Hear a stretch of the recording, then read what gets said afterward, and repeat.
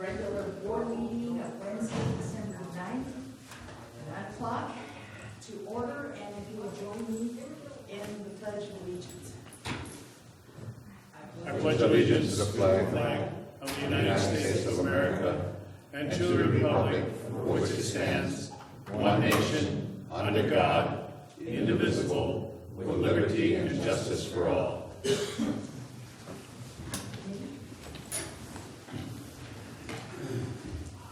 Mona, you will call the roll, please? Yes. Director Davidson? Here. Director Radaman? Here. President Underhill? Here. Director Mills? Here. And Director Strange? Here.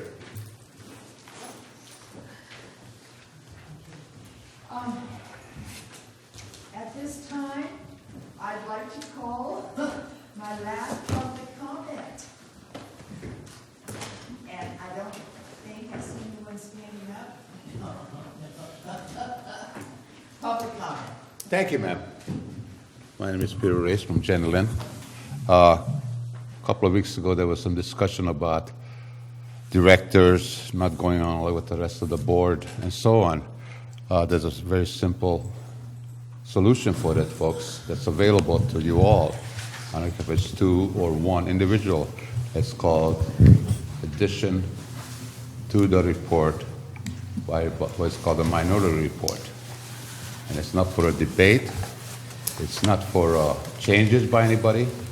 And that could be and should be and available to any directors.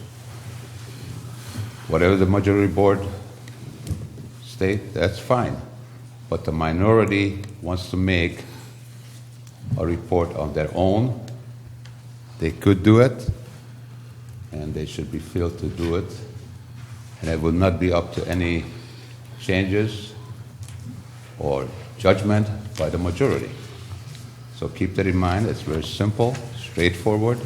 What is called a minority report that would be added to the minutes without anybody else input except for the minority who wrote the minority report. And it's available and should be used. That would be open to the public, discussion, any place, anytime, just like the rest of the board's majority report. So it is available, the minority report, added to the minutes. Thank you. Further public comment? Okay, seeing none, I just want to take a few minutes to say that I can't believe 12 months has already gone by since my reelection and election to serve as board president. I really wish to thank all of my constituents, the ratepayers, the CCWD staff, Dave Egerton, really thank you, and my fellow board members, Careful. my fellow board members. Them too. As I exit to the left, and we begin in 2016, I want to continue to support CCWD on behalf of the Ebbets Pass voters. And so now I will turn over election of officers to Dave Egerton. Thank you, Madam President. Before I do that, if I could just a very small token of our appreciation for your service this year. You've been fantastic to work with and have been such a support to me and to our staff, and I can't thank you enough. Oh, thank you very much.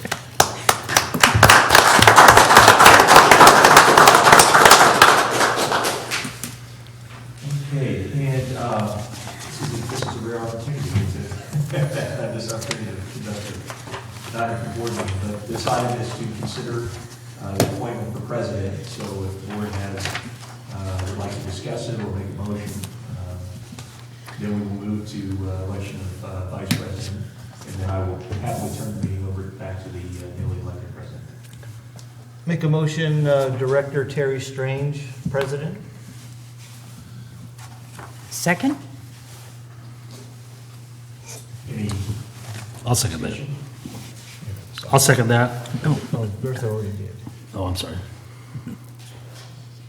Public comment?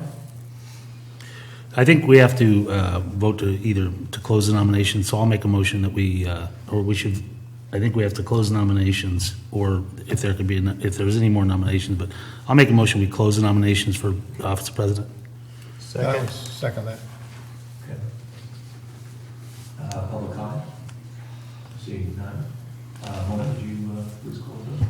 Yes, Director Davidson? Yes. Director Radaman? Yes. Director Underhill? Yes. Director Mills? Yes. And Is it a conflict of interest? Yes. Let's hope not. Oh, Thank you. do we, I change now? Congratulations. Well, according to the procedure, I think I get one more. It's a little odd now that we haven't really elected the president, but I guess we'll move to the election vice president at this point. The board has, would like to consider nominations. I move that Director Davidson be the vice president this year. I'll second.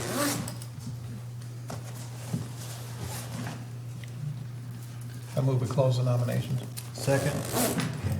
Public comment? All right. Mona, would you please call the vote? Director Davidson? No.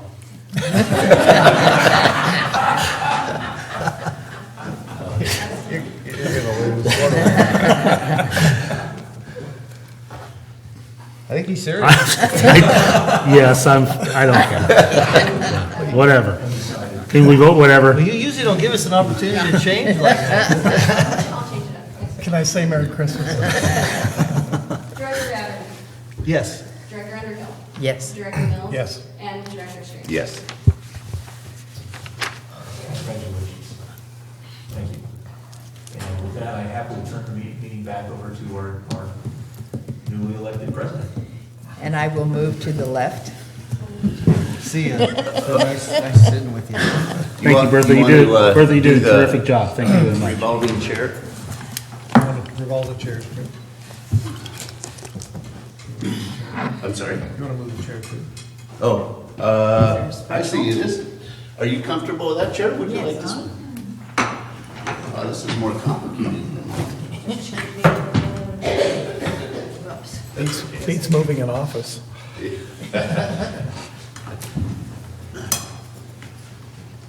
You get it? Don't end this lull in the operation. I'd like to also say that Bertha, you have done a very, very, very nice job. We've got a very good board this year, and thank you very much for your leadership for the past 12 months. Good Lord. You better give me that one back. And I'd like to echo that sentiment as well. Just take that back. Bertha, I think you've done a great job backing the helm after the election and all that. You did a super job. What are you doing? Sure. Sarah? Sure. You're following me. Uh-huh.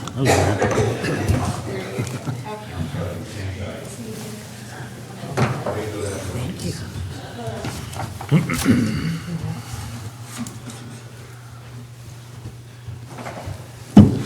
Just remember all the work it took, Terry. Congratulations. Getting back into the swing of things is one of those things we do. Let me get Appreciate it for taking the effort. President Strange, as you know, we do have that continuation of the same agenda items to consider the committee appointments. The recommendation is to, as we did last year, have each board member provide their preference for committee appointment to the board clerk prior to the next meeting, so that that can be provided to you for consideration. And again, you have the discretion on appointments to committees. The board, if it so chose, could always override that by the majority vote at the meeting, but yeah, that's the appointment. And as well, on the appointment to JPA, that would be board action. As we did last year, I believe President Underhill provided a recommendation to the board on candidates to be elected to the JPA. So I would say that if board members have preferences for JPAs as well, please communicate that to the board clerk. And you can consider that, maybe make a recommendation for JPAs. We can't, I don't think we can take action with the agenda on JPAs right now, nor do we normally do that. No, we would do that at the first meeting You know, I think that as far as a committee, although we can't take action today, just maybe a brief or a lead into our next meeting, and that is the ad hoc Highway 4 corridor group.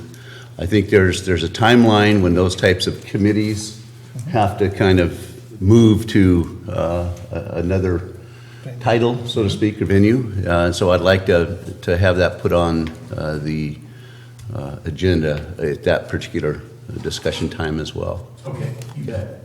And that would be, the options would be to convert it to a standing committee or to eliminate the committee.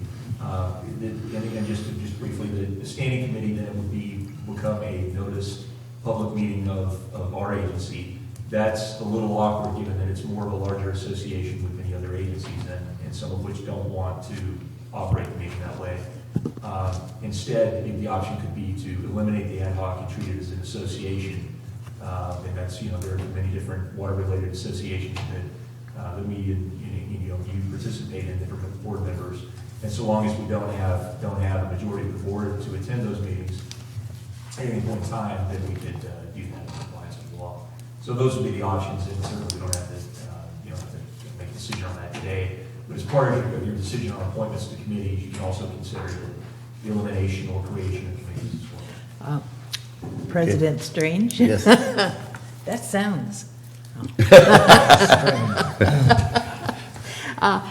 I might, since the other agencies are really more into an ad hoc kind of arrangement for this committee. I mean, when they came into that, they were very firm on it not being a CCWD standing committee. We could also reach out to them and see if they want to form their own ad hoc, which would be the easiest thing to do. Well, that's why we should probably agendize it. Yeah. Yes. We can have that discussion. Good. Well, thank you.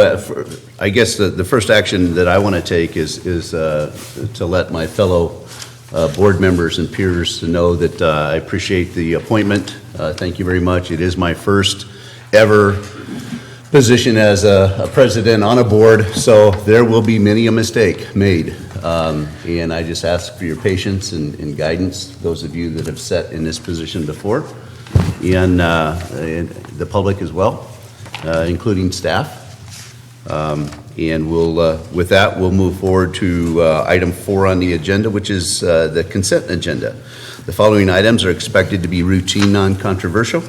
Items will be acted upon by the board at one time without discussion. Any board member may request that any item be removed for later discussion. Move for acceptance of the consent agenda? I have to pull 4A because I was not present for the November 12th meeting. Okay, Director Davidson would like to pull 4A, approval of minutes for the board meetings of October 28th and November 12th. I second for the remainder. So we have I think we might need a new motion. how about a first? We need a new A motion. motion to accept 4B, 4C. I'll second that one. Okay, so we have a motion on the floor to accept 4B, review Board of Directors monthly timesheets for November 2015, and 4C, report on the write-off of uncollectible accounts receivable for the period of June 1st through November 30th, 2015. Having it, that action seconded then, can we have a vote? Yeah. Or, You want- Public. Director Underhill. Yes. Director Mills. Yes. Director Strange. yes. Director Radaman. Yes. And Director Davidson. Yes. Are there any public comments? I don't think you have public comment. Oh, I'm sorry. There you go, see, I've forewarned you. Mistake already. Okay. Okay, cool. I just Let's request, discuss 4A. I just request that you separate them, and I can vote on the first and not the second, or I can abstain on the second because I wasn't present. The dates of the minutes. Okay. So we have a motion to separate the October 28th minutes from the November 12th minutes. And while we're on that subject, I don't think that that's necessary to do that, because the fact that you weren't at the meeting and it's, but we get some direction from maybe legal counsel on that, just for future? It's fine. It would be appropriate for you to Okay, You can't verify the minutes are right. okay. Okay, thank you. It's my understanding if it's necessary to have a quorum to vote, then you can't. Yeah, no, it's, yeah, it's necessary to form, because we can speak, but if you'd rather not include there, that's totally acceptable. Okay, You are not well, required. thanks for the further details on that. Okay. Move for acceptance. Director Mills, you also made a comment to second pulling of 4A. Do you have any No, comment? no, I was just simply, yeah, I would second 4A. Okay. Well, what? Motion to approve 4A. 4A, half of 4A. 4A, what Jeff has asked us to do is separate the two meetings so he can vote on one and not the other. So would you make the motion to separate 4A, please? Yeah, but I'll make the motion, we separate 4A to October 28th meeting and accept the minutes for the October 28th meeting at this And I time. would second that. Okay. Can we have any discussion? We've had the discussion. Any public comment? Okay. Can we have a vote? Yes, Director Davidson. Yes. Director Radley. Yes. Director Strange. Yes. Director Mills. Yes. And Director Underhill. Yes. Okay, now make the motion on 4A for the November 12th meeting, move for acceptance of the approval of the minutes. I would second that. I have a comment on that, and that is for F. I just, if anyone reads this, I want to be very clear in the public forum. I recused myself from that vote in that discussion. And so there, my name is mentioned as a second. We've got that corrected already. I was not the individual that seconded the vote. It's just a very easy mistake to make. So that if anybody has any questions regarding that, we've made that change. Okay? And with that, we've got a second to accept November 12th minutes of the agenda. Okay? Director Davidson. Public comment. Public comments, that's all right. No public comments? I'll abstain. Go to the call. Okay, Director Davidson abstains. Director Ratterman. Yes. Director Strange. Yes. Director Mills. Yes. And Director Underhill. Yes. Okay, that should conclude item 4 on the agenda. Item 5, new business. 5A, recognition of Bill for his 13 years, Bill Purley for his 13 years of service with CCWD. Is Bill here? He was back He there. was. He was. We'll wait.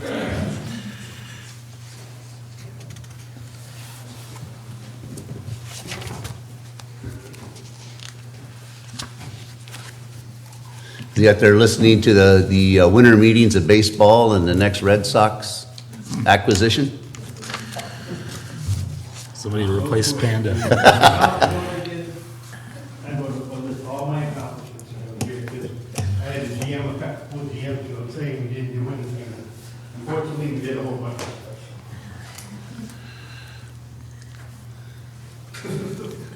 But where's our hands? Water, paper. I think, Showed up. So it's 55. And where's my gold watch? So Bill, please, Now that I'm not an employee, it doesn't matter. the district would like to recognize you for your 13 years of very important, valuable service to CCWD. I do have a resolution here. Would you like me to read that now? Okay. So, resolution number 2015-61, a resolution of the Board of Directors of the Calaveras County Water District commending Bill Purley. Whereas Mr. Purley has actively served with the Calaveras County Water District from June 10th, 2002 to December 30th, 2015, while providing outstanding and meritorious service to district ratepayers and the citizens of Calaveras County. And whereas during his tenure, Bill has dutifully filled the roles of Chief of Maintenance, O&M Superintendent, Director of Utility Services and Engineering, and other roles, including the guy who could get things fixed. That's right. And who was especially effective in district emergency situations, whether it was flood, fire, ice, or drought.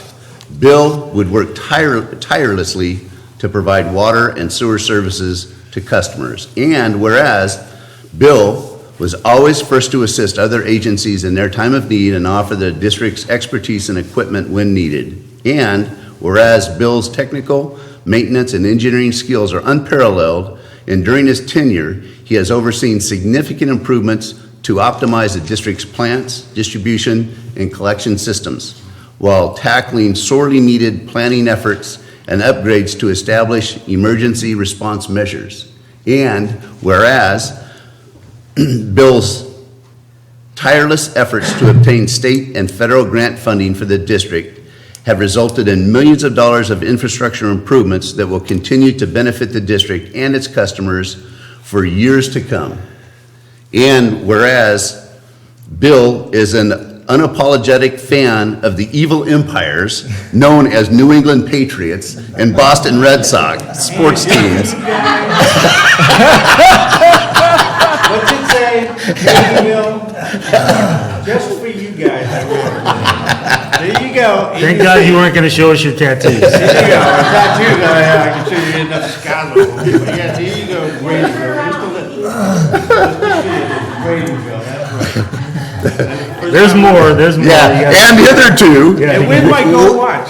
would never take a mulligan on the golf course. And whereas Bill's many contributions to the district and those we serve will continue to benefit our community for years to come. Now, therefore, it be resolved by the Board of Directors of the Calaveras County Water District that Bill Purley, Director of Utility Services, is hereby commended for his 13-plus years of service with the district.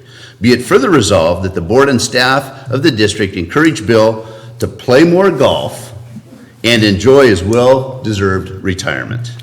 Passed and adopted this 9th day of December 2015 by the following vote. I'd like to move for acceptance of this resolution before we pass it. Second. I'd like to second that motion. We'll assume, yeah. Sure, it's in Boston, the town, see that? If we vote no, does that mean he has to stay? I would just like to make one correction on this, and my motion would like to state it.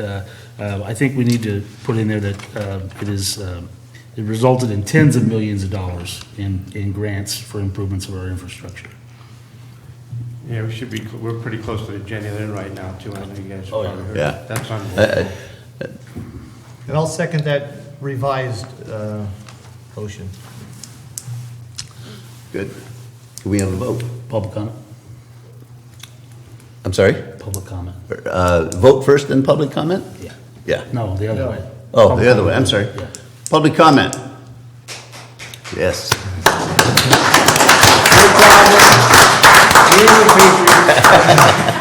That's a great team.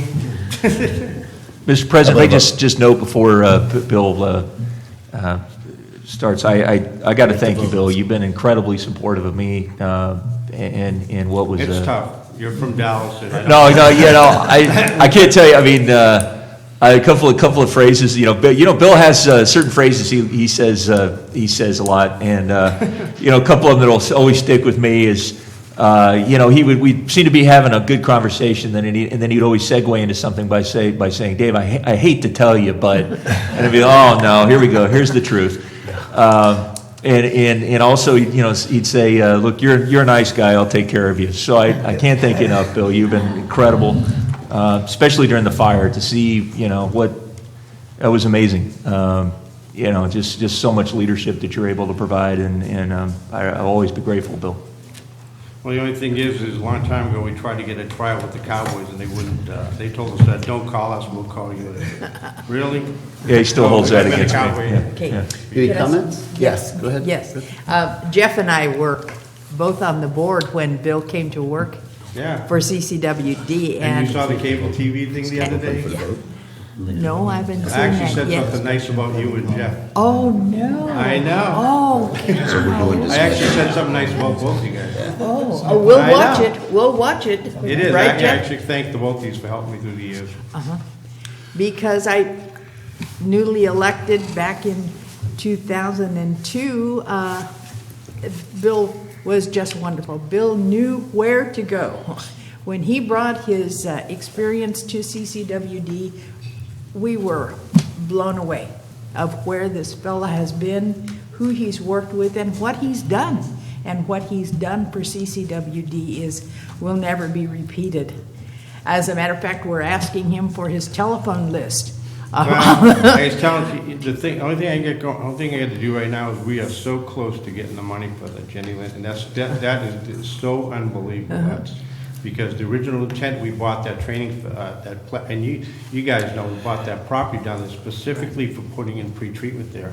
Right now, we're in for $3.7 million for grant money right now, and we're negotiating the budget with those guys right now, so we're expecting approval any day right now. That's going to be a hell of a thing too, because the problem is this fire. Most of the fire is basically going to wash down into Jenny Lind. We're going to have a heck of a time running that plant down there. And FEMA bought our argument saying, look, you got a problem on your hands. You got one disaster, here's going to create another, and that's how we've gotten as much traction as we have in that. But and please may I say, listen to Bill, because this is exactly how Bill talks every time he comes to the board. And this is what we've heard over the course of the years. Am I not right, Jeff? He's telling us about, what's on the fringe, what CCWD will be receiving, and all of it came true. It all came true. And we are the better agency, and Mona can attest to that, and Jeff can attest to all of that. Is the good to go watch it? In full disclosure, I did have to lure Bill here with a. I told him that he was going to be presented with a Rolex. I'm sorry, Bill. Rolodex. Rolodex. That's right. We can probably make that happen. Yeah. But I'll just wrap it up, and I want to say, Bill, how much you are certainly appreciated. My husband loves you. I love you. And I got hats for him too. So. Oh, great. They usually cost money. Thank you, Bertha. Well, I'm going to be brief. Bill, thank you very, very much for your many years of service. You've been an integral part of this district, and I noticed that my first day here. And since then, there's not a guy that knows more about every one of our systems than you, and I know you will be sorely missed. Keep golfing, buddy. I'll be golfing, and at least I made peace with Ryan the other night down at the golf course, so he's going to let me stay golfing. So that was the only thing I was worried about is because of the issues over the years between us and Locke, et cetera. But now I figured after I didn't have I'd get clobbered. Yeah, I just like to also chime in here, Bill. It's I think you're a great example in many ways of the kind of staff member that I loved having here, and that's the one that will come up to the podium and speak the truth to the board, and be there with the facts. I think that's you're an example for all staff to come up there and tell us what you're thinking. And I realize that there's a hierarchy with the general manager and such, but over the years, you've been a stable force here. While we've had general managers, good and bad, come in and out, you've always been somebody that we could trust to tell us the truth. And I think all staff members should carry that example. Perhaps they shouldn't be quite as long-winded, but regardless. But I want to commend you because we're talking about a recent event of a fire. When fire came through my neighborhood, you immediately took action, made drastic changes in our operation, replaced the 2 burnt-down water tanks with a modern raised tank that also improved pressure for an area that suffered during the fire. It was the Patterson fire at the time. The several times that the Cosgrove Creek is flooded, you took that as an opportunity to secure funds for flood control, to make sure that our treatment plant wasn't inundated again. There have been so many examples, and I just think that it's really important that people recognize the leadership that you've provided. You've done it with humor. You've just been a joy to work with all these years, and I really hope that I can get a list of all the accomplishments that you've done over the course of the year, so I can take a little bit of credit for all of that. You can't do that. The only reason why I made the list was because I got a little irritated by a guy a couple of years ago that was here trying to say we hadn't done anything. Really? You know something? I think we have, but no, the 602 tank was a big accomplishment, because you're right, the actual value of that tank was $150,000, and unfortunately FEMA overlooked a section of the water code that said that we didn't meet adequate pressure, so they went from $150,000 to $1.2 million. That's actually how we get that money.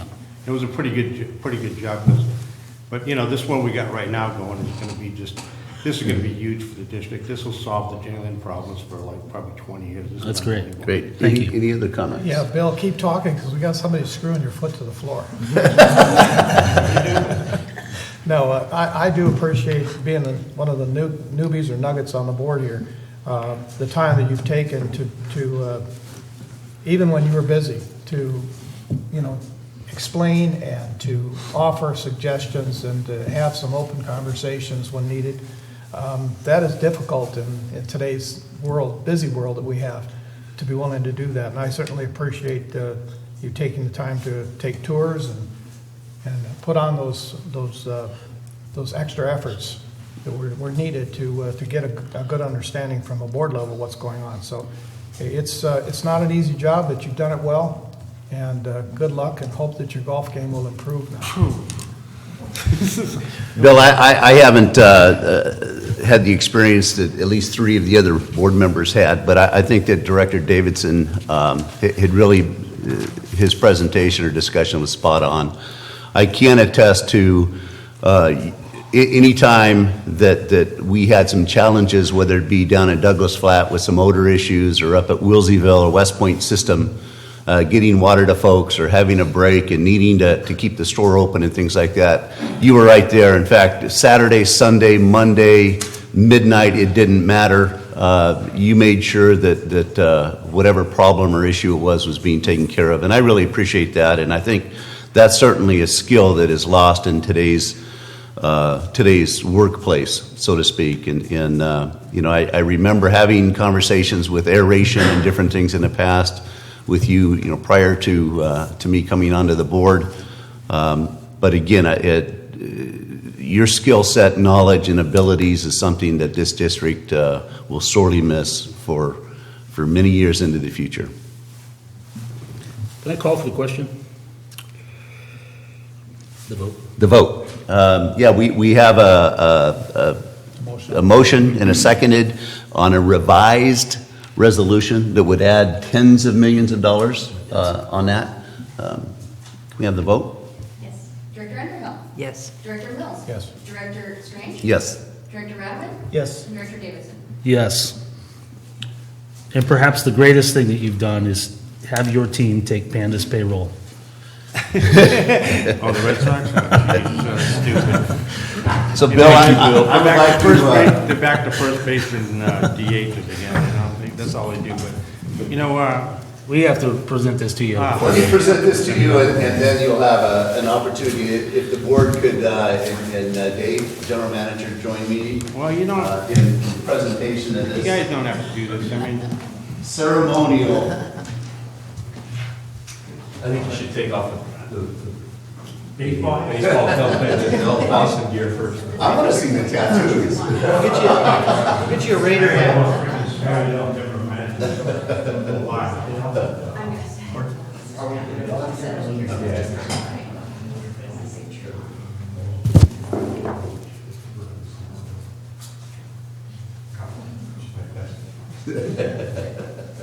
Okay, here we go. 1, 2, 3. 1, 2, 3. One more at the flash. 1, 2, 3. Thank you. Okay. I'd be surprised. Congratulations. Have to get you a Raider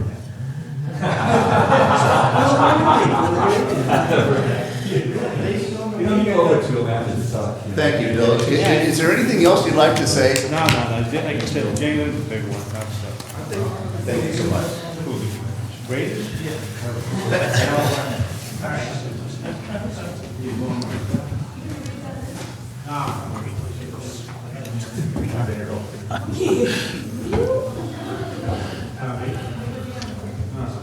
Okay, again, thank you, Bill. 5B, discussion action regarding adoption of water transfer policy principles. General Manager David Egerton. Oh, thank you.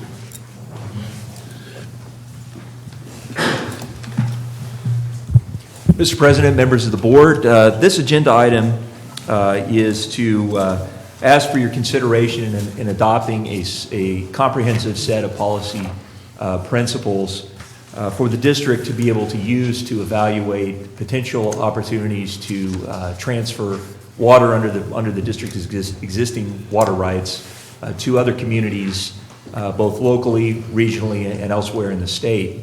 I first want to note that John Mills, our consultant, water policy expert, is here today. John crafted the language that's in this framework, and I want you to know that a lot of what's in here is designed to meet the most current policy and legal requirements where the state is heading, the direction it is sent through different various venues like the Department of Water Resources and the Delta Stewardship Council on the kind of things that it wants to see as transfers are contemplated and brought forward over time.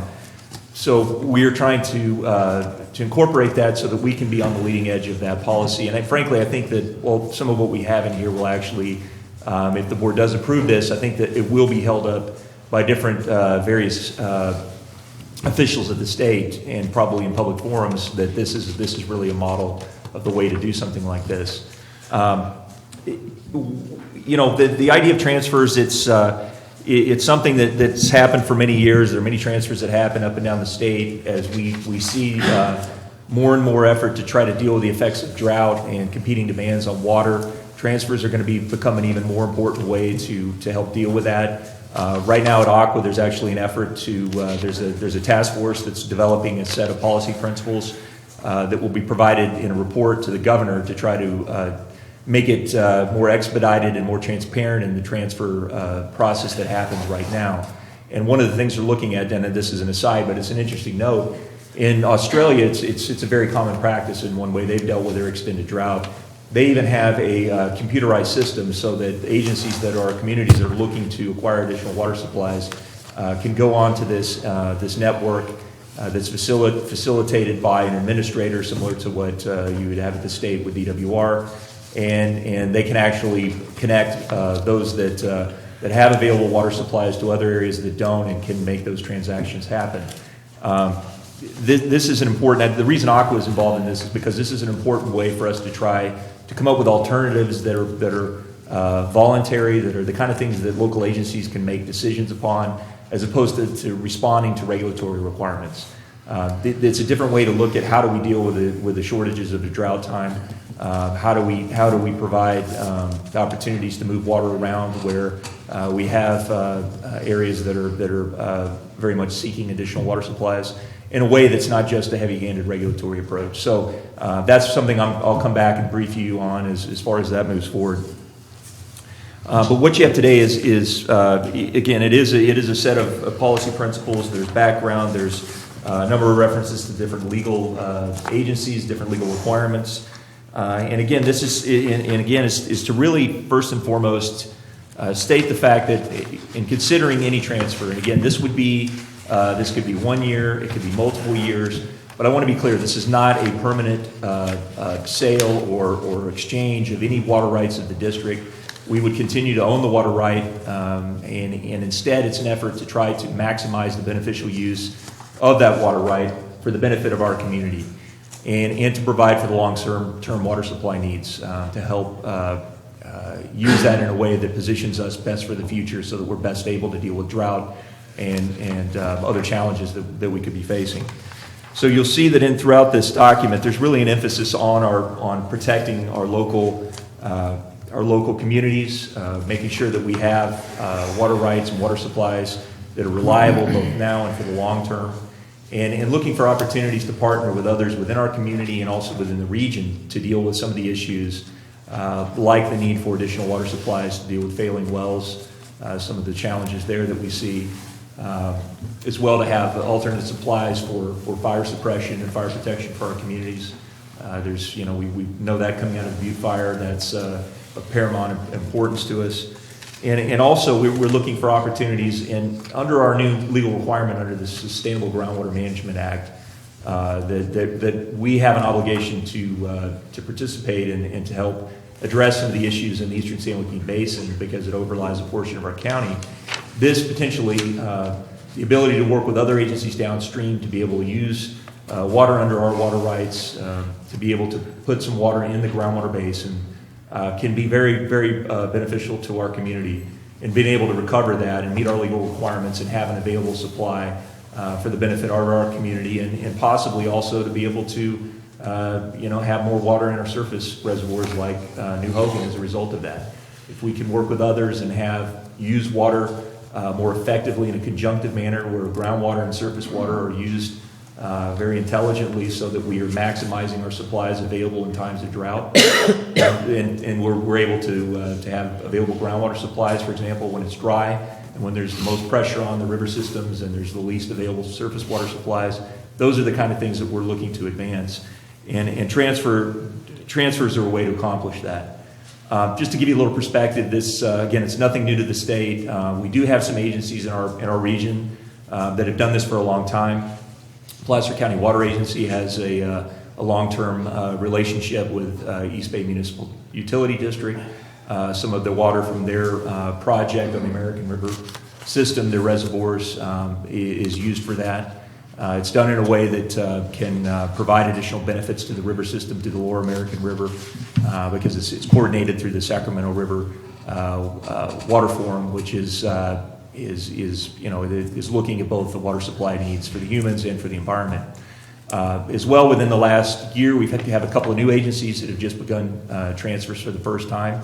El Dorado Irrigation District did their first transfer with some conserved water that they were able to exchange, and as a result, generate some very important revenue for their district that helped offset the loss of hydropower generation. Also, Forest Hill Public Utility District also was able to do a transfer this year, and those were new. They hadn't happened for those agencies before, and so that is an emerging trend. And given the things that we heard at the Aqua Conference and where this is headed at a statewide level, I'm sure this is going to become even more of an important tool. Again, we have an abundant portfolio of water rights, dating back to the 19th century. The question for us is, what kind of a transaction would we entertain? And I want to put us in a position, and that's what we're trying to do with what we practice today, to really identify what our priorities are first and foremost before considering any individual transaction. So, and this is really something a little different than any other agency's done. I don't know that anybody in the state has put that much forethought into creating a policy framework to evaluate opportunities for transfer.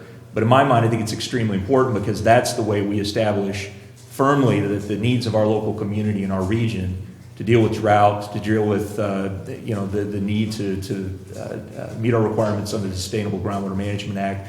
Those kind of things, that we can have those already clearly identified as things that are must be furthered by anything that we were to do. So with that, I'll turn it over to the board for questions. John's here as well. John, if you'd like to add anything. I have a comment or two. The comment, Director Davidson. A couple things. I think one thing that I didn't hear you really speak to is that these transfers are a way for us to put our water rights to beneficial use, which is critical that we begin to do with some of our surplus water rights, so we can actually maintain those water rights. And if we don't begin to do some alternative things, we very likely could lose many of our water rights.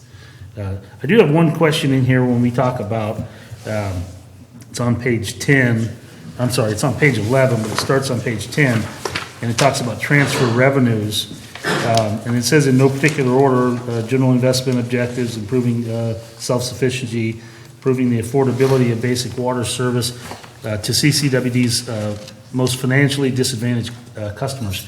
Why does it say financially disadvantaged and not just customers? I'm just curious. Is that because I've always been told that we have no ability to subsidize one customer over the other, so I'm just curious as to why that language is like that. Great question, Director Davis. I'm glad you asked that one. And there are certain, right now with the state of the law, there are constraints on our ability to use revenues to provide that basically a lifeline type rate to our most financially in need customers.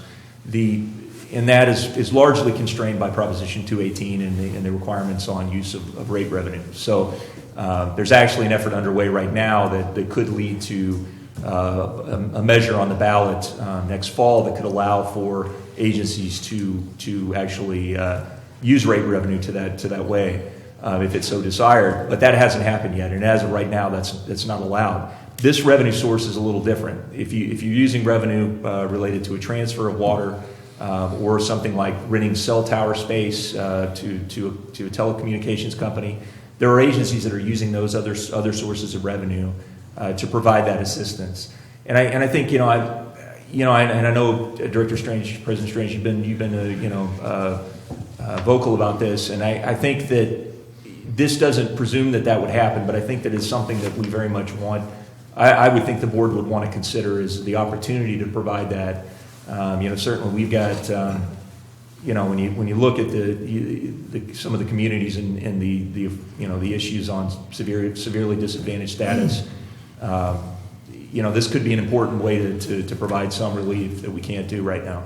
Well, I'm glad to hear that. I just think all of our customers, logically, we should recognize that if we do derive revenue from these transfers, that it'll go to benefit all of our customers, including disadvantaged communities. Mm-hmm. I just wish the language included all of our customers as opposed to just disadvantaged ones. Well, Director Davidson, I think one of the key things I've thought about with this is that I think it reduces our reliance on future rate increases. If we have alternative sources of revenue that we can use to help fund some of our most important projects. You think about some of the things that are coming up. We've got, just like with the R&R program, and we've got so much aging infrastructure that we have to continue to replace. Potentially, this could help augment some of those projects. As well, we've got a relicensing coming up in a relatively short amount of time for our hydroelectric project, and that's a very expensive project to do in a competent manner.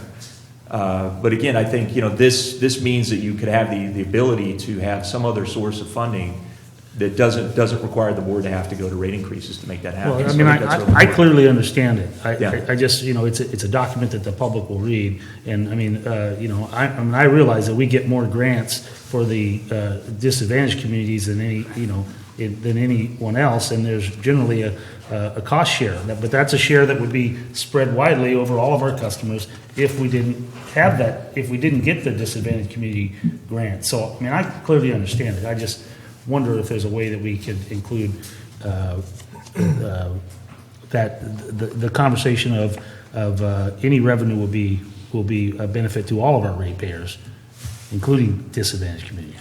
Director Raderman, go ahead. To Jeff Davidson's point, G in that same paragraph does point out that it improves CCWD's ability to provide right down below it. Oh, okay, I got you. To provide reliable and affordable water supplies to its customers. It kind of goes to the same point. You're right. It's affordable. But my big point on this, I want to point out, is that we've been looking for alternative sources of revenue for years. It's been a big push of mine since I've been here. It's only been since 2011, and I know prior to that we were looking.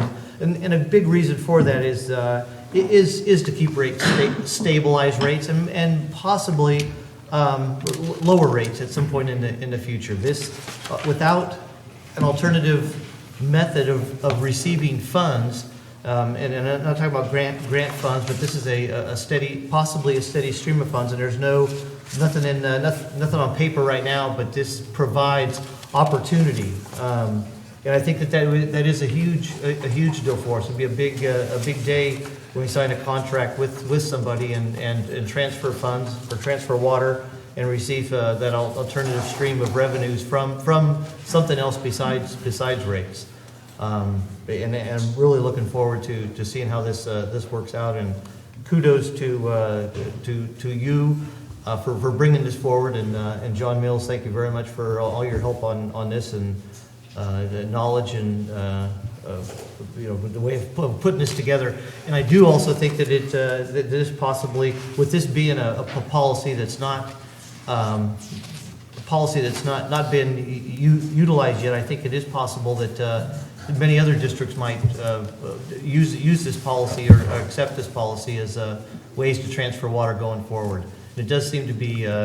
I just got back from the Aqua Conference myself, and I was in that same presentation about the Australian website that you can go. People who need water, people who have water, just picking and choosing. It's way more advanced than what we're doing here in California. But that is the same concept. There's a lot of water districts that need water. There's a lot of water districts that have water. Putting the two together, and this is a policy that might lead to a better program on how that's done in the future. Great, thank you, Scott. Director Underhill. I'm in complete agreement with the water transfers, and we've talked about it for several months, and so I'm very happy to see this policy put forward for the board.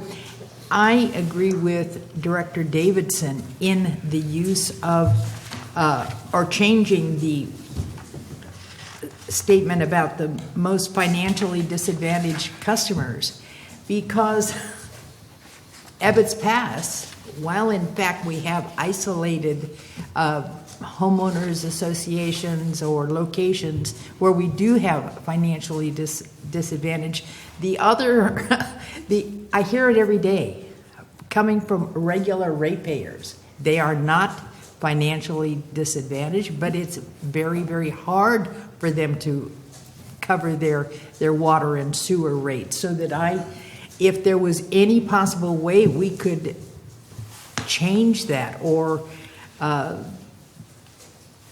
use different wording to affect all of our ratepayers. Just to, as I do read down here, and it doesn't quite say the same thing. G does sort of cover it. It talks in a general sense, and again, the beginning of this says it's in no particular order, but it caught me at the beginning of the paragraph, and I just marked it. I think it probably is covered because it does say CCWD ability to provide reliable and affordable water supplies to its customers. And H says provide for appropriate rate supplement assistance for certain customer groups. Right. Right. I just, But overall tone, I want to make sure that we cover all of our ratepayers. Well, if we say all, then that would include disadvantage. So can we live with the wording then? Well, I can certainly live with it. I just wanted to. I think B and G are different. G and H do I think say what you and Bertha are pointing at. I think it's B is a different one. It's something else we might be able to do in addition to just lowering rates for everybody or having stable rates for everybody. It is something, an alternative that isn't. I mean, Prop 218 has not changed at this point. There is, but it is possible that we could do something in addition to that. In addition to lowering rates for everybody, we could do something and have a lifeline program, which is the terminology used for a different rate for disadvantaged communities. Right, let me give the floor back to Bertha. Okay, because it does say improving the affordability of basic water service supplies to CCW's most financially disadvantaged customers. So, however, we're going to look at the rate structure. This is giving us, some way to do it. Yes, and I don't think it's an either-or question. I mean, I think we could do both, and that's the intent here, is to have an opportunity that the board could provide that lifeline assistance in a way that can comply with the law, and to be able to again, I think what's important is it can reduce our reliance on future rate increases to be able to fund our projects, and in fact, that could be added to G at the end of item G. Which reads right now, improving CCWD's ability to provide reliable and affordable water supplies to its customers. And then you could add, reducing reliance on future rate increases to fund important projects of the district. That would I be would key. suggest that would addition be to make key. it clear that this Yes. really can go. Yeah. Yes. And I think that's important because we know that there's our customers have felt the effects of rate increases, and it's a very serious issue. So if that would be the desire of the board, we could certainly add that. Director Looking Mills. for consensus here on that point? I would that could be part of the motion when you do entertain a motion on it to make that one change to that I item. wanted to refer to page 8 under I, or K-I, is that I? On groundwater storage and banking. There are many districts throughout the state that are able to take advantage of the savings of water that their customers are providing, and then bank that water and then use it as a water transfer in the future. If we were to do that, I'm just trying to figure out where would we be able to take advantage of the Warren Act to use groundwater banking to our advantage. And should there be some language in there to say, because we can save this amount of water with our customers, that we will, in essence, work to retain the rights to that water through banking rather than just through abandonment? I think and I'm glad you brought this one up because I think this is a critically important point. With the development of Sigma and what we're required to do now under the law, we have a responsibility now to help provide for the solution in dealing with this basin that's in critical overdraft.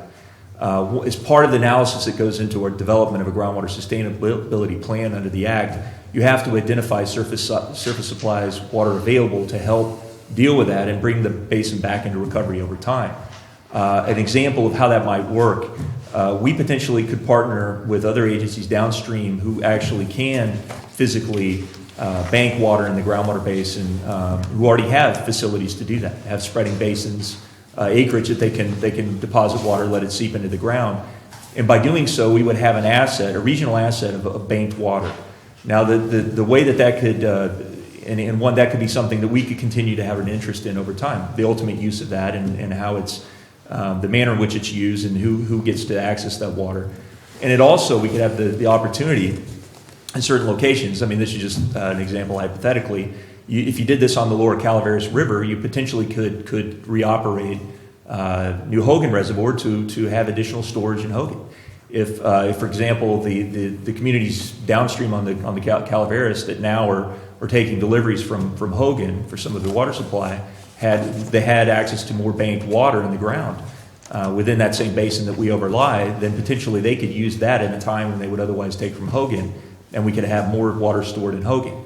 That could provide benefits to us. I mean, looking at a year like this when we're down to 8% capacity at Hogan and the effects on water quality and just where that puts us, there could be real benefit to our water supply reliability in our county by being able to do that. I just want to go back to the point is as our consumer base conserves water and the state's mandating, say, 16%, 20%, whatever it is, and then we are able to conserve to a 25% rate, that the 5% difference or whatever the difference is something that we will start to think about as banked water and be able to use in the way that you described, or in a way that is to our benefit, that we don't simply abandon that difference, but we can account for it, and we know it's there, and it is a financial treasure for us.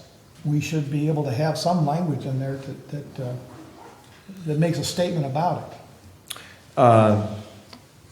Yeah, I mean, I get would the language be with regard to the ability to use conserved water more effectively to meet the needs of the local community, something like that, and for now and into the long term, and we could certainly. Yeah, I mean, I think that makes all the sense in the world. And again, under California water law, we continue to retain ownership of that conserved water. And the question would be, how is that? Then, what is that resource being put? What use is it being put to after that point? And to the extent that can help meet the same objectives that are identified elsewhere in here, then that's important.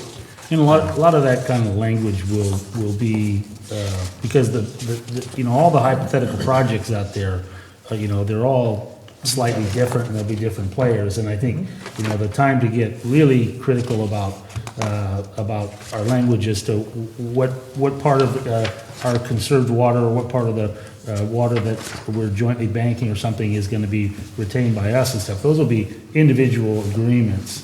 And I think that's when we'll be hashing that kind of language out, you know. I just want something in there, if it's possible, regarding the conserved water, that we acknowledge that we have it available, that it's something that we will use, and that the board wants to consider that as another piece. I have questions about the conserved water issue also, because, you know, the one thing that I know is gonna happen when this becomes, you know, if it gets adopted and becomes public, is there's gonna be a discussion about, well, I can't believe Calaveras County is requiring us to conserve water, yet they're thinking about transferring to other communities. The reality is, we're under the state mandate to conserve water. And you've heard me say many times that we're conserving water for others, and we're being required to do so. You know, so I mean, to whatever level we can educate people on the fact that, and I know this document is very, very thorough and goes to that point, but it's also a big document that almost no one is going to read. They're going to read a headline, and then they're going to be, they either think it's a good idea or it's a bad idea, or they just maybe don't want to read it. But I just think that it's important that we somehow along this conversation make people understand we're not going to be transferring water out of here to the detriment of Calaveras County. It's going to be to the benefit of Calaveras County, and we won't do it if it's going to impede on any of our supply. And I know this document covers that completely, but I'm a little unclear on how we accomplished Dennis's deal. For me, it seems like that's going to be a transfer by transfer conversation that we're going to have, because they're all going to be slightly different. They will be, and that's why I say that just some kind of language in there to acknowledge, that's all it is, just acknowledge. Okay, since it's on the floor, are you guys okay with the idea of adding, as Director Mills mentioned, the conservation verbiage? And I think that's probably part of the discussion they're having at the podium. Go on. Yes, Director. no, I I still don't agree. know how to say it. Yeah. Maybe. No, and to go back on what Jeff is saying, when this, I first got this board packet, immediately came to my mind of ratepayer education, because not only do we have to be educated thoroughly, but our ratepayers, because I understand it, you know, conserve and transfer, that doesn't make any sense, does it? And so that is the message that we have to really, really be key on. Well, and that if a person will sit down and think about the concept of transferring water from a water-rich county to on a whatever interim basis that it is, to groundwater recharge, or for a temporary shortfall, or for whatever reason, is what our state needs to do to stabilize the demands on water supplies. And to also reward those like us, thanks to our forebears that reserved a great deal of water supply. We're a very water-rich county. It is what the state needs to do. They need to open these markets up so communities can work with one another to stabilize water consumption in the county, and reward those who did the hard work years ago for preserving that. And when I say reward, I also mean allowing them to retain the water rights that it seems like right now they just want to take from us. Yeah. Dave, do you have maybe some input then on Director Mills in the discussion we're having now? You bet. I think on that section, and that's on page 8, and that's the list of, under item 13 on starting on page 7, I would suggest we add an item M, and it would state maximizing beneficial use of conserved water for the long-term water supply reliability of our community. How's that? Yeah, sounds good. Okay. I'd like to make a few comments. Remember, this document, as Director Davidson mentioned, not everyone's going to read, but it's kind of a placeholder. You know, it's I think intended to be somewhat general, even though it's very specific at some point. But it gives us something to look at. Okay, and the idea that we were one of the first water agencies or districts to adopt this resolution, I think, says a lot. But so in putting it in the context of what it really is, I think is important. The idea that I understand is that with one-year water transfers of pre-1914 water rights, we don't have to go to the board and get their approval, but we may or may not need to do some CEQA analysis on that. Can you explain that a little bit more, either yourself or John, when we might versus when we might not need to follow CEQA in essentially increase costs out of our pocket to make this happen? A pre-14 transfer requires CEQA analysis because it's exempt from the state board if it's a one-year transfer. So you have to do that. However, the governor passed a emergency, another executive order, I think it's B 3615, that he passed about, I think it was Friday the 13th in November. And in that, it exempts a lot of types of actions from CEQA. So as far as we're under this emergency regulation right now, we're exempt from CEQA. But most pre-14 transfers that take place are done with an initial study and a negative declaration. Yeah. Because they're designed, many of the pre-14 transfers, by the way, that take place are for fish flows. Some of the agencies get in a bind and they need extra fish flows, and so they call on agencies with pre-14 to release some water and help them get through their fish problems. That happens a lot in the Bureau and the Stanislaus. They're always short of water for fish flows. So the fact that you're releasing water for environmental purposes is contrary to environmental impacts related to it. So I think if you think about what the cost would be for CEQA, pre-14 you have to do it, post-14 one-year transfer you don't have to do it, but you have to go through the state board. So it's either door you go through, you're going to have some cost. The issue is if you're doing a pre-14 transfer and you're moving it through the Delta at the same time, then you have some complicating factors.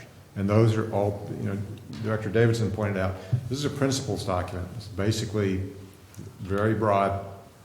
And I would disagree with you, Jeff. There's a lot of folks who are going to read this document because this is all terra incognita. You talking about a dozen? No. And there's state agencies who want to see this document. Who say, we're very interested in this because this hasn't really been done. I hope you're right. I think it's thorough, and I'm proud of the job. So I think that what we're laying out here is a very broad set of, look, this is why we would do this. This is what our objectives are, and these are the kind of the standards we expect to achieve in this document. Yeah. The nuts and bolts of any transfer take place in the transfer agreement, and we've made it very clear that what we're looking for as a district are not playing the spot market. Going out, and I can tell you some transfers take place simply on what's the criteria, we've got water, you've got money, we've got a deal. That's about it. And I think what we've pointed out is that what we're looking for is people who meet certain standards, who have certain ways of managing water, they have certain stewardship ethic in how they manage the water, and that to work with us, they will be partners. They won't be just buyers. And there's a big difference in how you enter a relationship like that. And to that point, on page 14 and 15, items 19 and 21, where it talks about long-term transfers, 19 for instance, long-term transfers should be carried out with agencies that are supportive. And then also kind of the same thing on 21. I would also include short-term transfers with that. So maybe we just, if it's okay or acceptable, use the word water transfers and leave it at that. Because what that essentially does, I think, is better define a partnership, even on our short-term water transfers with these other entities. And if they're not willing to buy in and support and assist us in protecting and defending our water rights, to hell with them. You want to change that, the word long-term, you just water? Go ahead. All transfers. Right now, in the Delta Stewardship Council is who has authority over the transfers that move through the Delta. They have to make certain findings. And pre-1914, one-year transfers are exempt from the Delta plan. Right. So that's the way they operate right now. They are taking it up this month. It certainly looks like they're going to continue to exempt those into the near future. The reason being is that many one-year transfers that take place with a sense of urgency about them. Right. That something happens and we need to transfer water to take care of a problem. And if you require too much front-loading of process on those, I'm not saying you overlook things, but you typically look down the road and say, if this happens, then we do this.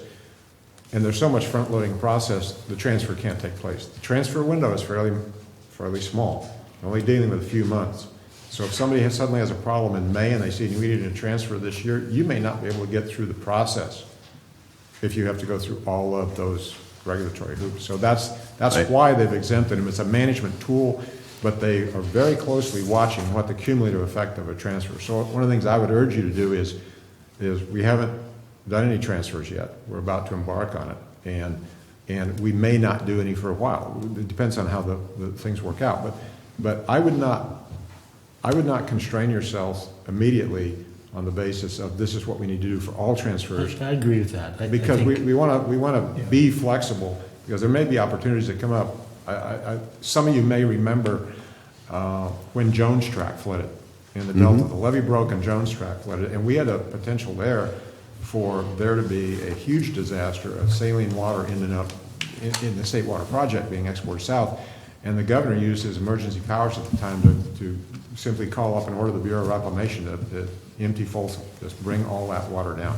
So you reach those sort of situations, and there could be an emergency take place, and they would say, we need one-year transfers, and you want to be able to move on it fairly quickly, and it's usually not something that ends up with redirected impacts because of the nature of the design of the transfers. I would urge you to go slow on this until you see how it works.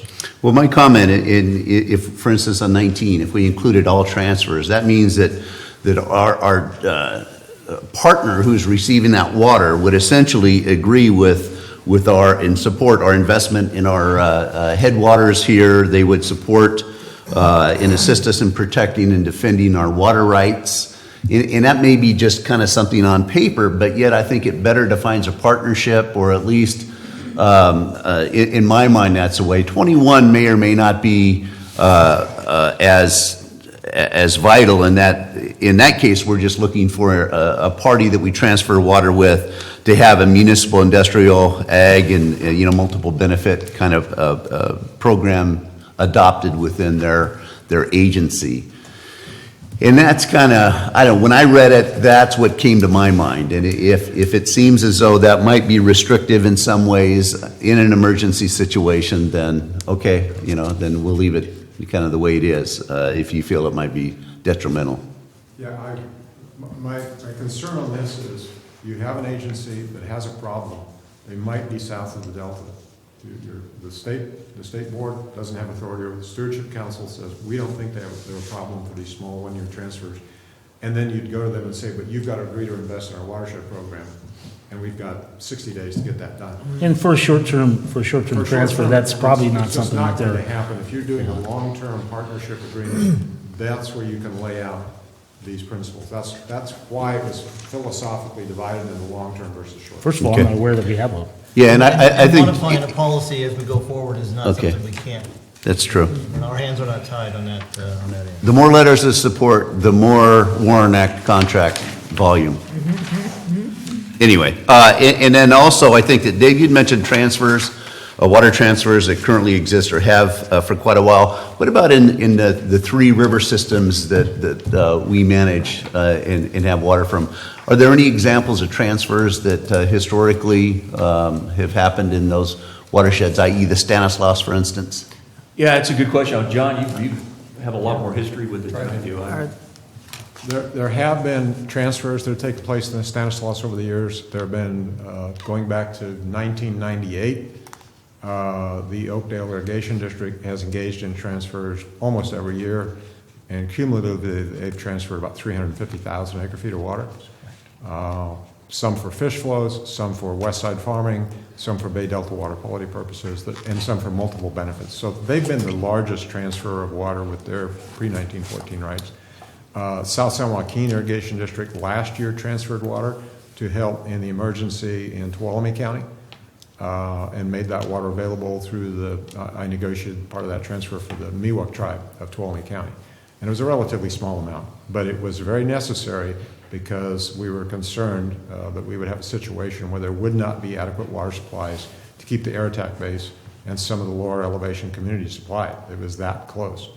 So conservation can go a long way, but sometimes you need to move water from one place to another just to cover all of your bases. And you have isolated situations right. at the Columbia Air Attack Base. But We've studied interbasin transfers from the Stanislaus to I believe through via San Domingo Creek or something into Hogan, and certainly there's that opportunity for the McCullum into also into Hogan Reservoir, which would be into the Calaveras Basin. I mean, there's opportunities out there, and didn't Stockton?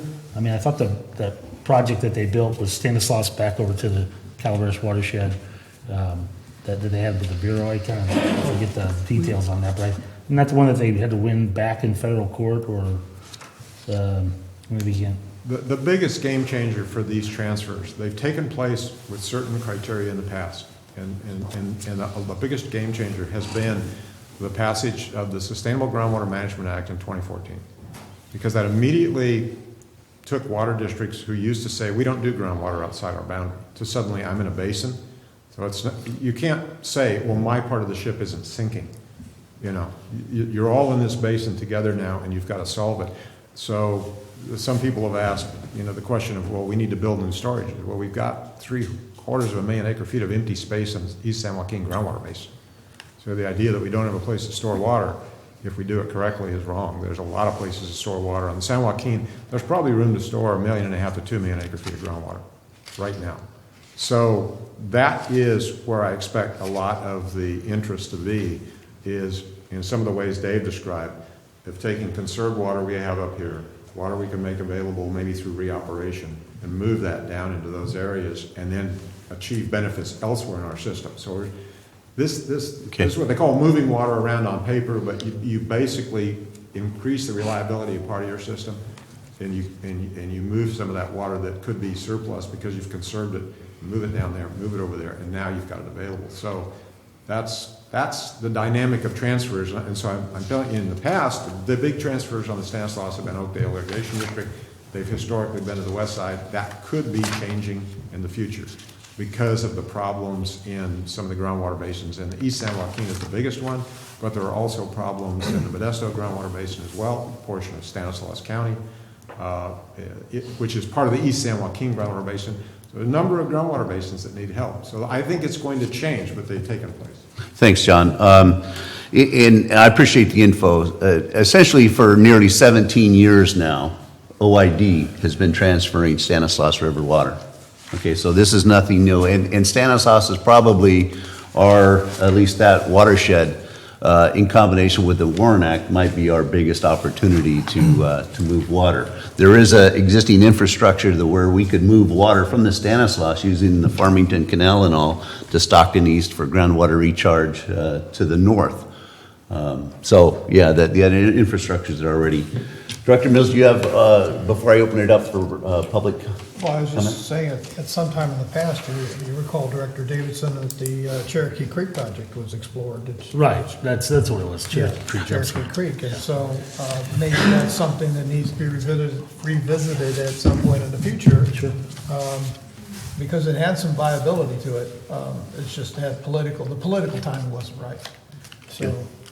Do we have a motion then? Can I ask go just ahead. one more question? From an agency standpoint, who will be our, not our watchdog, but who will have this water transfer under their responsibility? Within is our that you? agency? Uh-huh. It's actually, this would be within Peter Martin's program, and unfortunately couldn't be here today because he's at the Sustainable Groundwater Management Right. Act meeting. We're going down to in change those San Joaquin. meetings, aren't we? Yeah, he regretted he couldn't be here, but it would be with him, and we've got a team to work on this, with issues surrounding our water rights. So John is part of that team. We also have legal counsel as part of it too. So. That was just, Yeah, that's a good question. Okay, I got a motion. I'd like to move that we, with minor changes, that we adopt the action, the adoption of water transfer policy principles with the modification of 13, adding 13M on in the middle of page 8, and then adding some language, verbiage to G on line 231 in the middle of line 11. And with those changes, move that we accept this, or adopt this principle. I'll second A that. second. Seconded by Director Underhill. Public comment.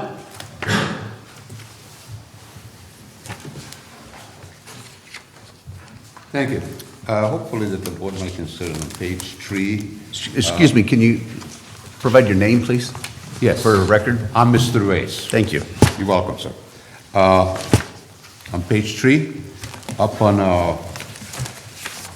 consideration of third parties, and I realize that you have a problem with communicating and educating the general public. So this would be a good idea to include third parties that not party to the negotiation and actually transfer water, but they could adversely affected by the transfer in some fashion. What line are you on, Peter? It's at the bottom, I've got something at 54 and 55. page 3, the very bottom, it says a third parties, It's subtitle, up top, 54. Footnote? Okay, line 54 and 55, is that it, or? No, the footnote. it's a line on 55. Gotcha, okay. If you're gonna have a problem, which is a problem, to inform and educate the public so there's no backlash, you might want to get them involved at the early stages to inform them what and where and why you're considering this.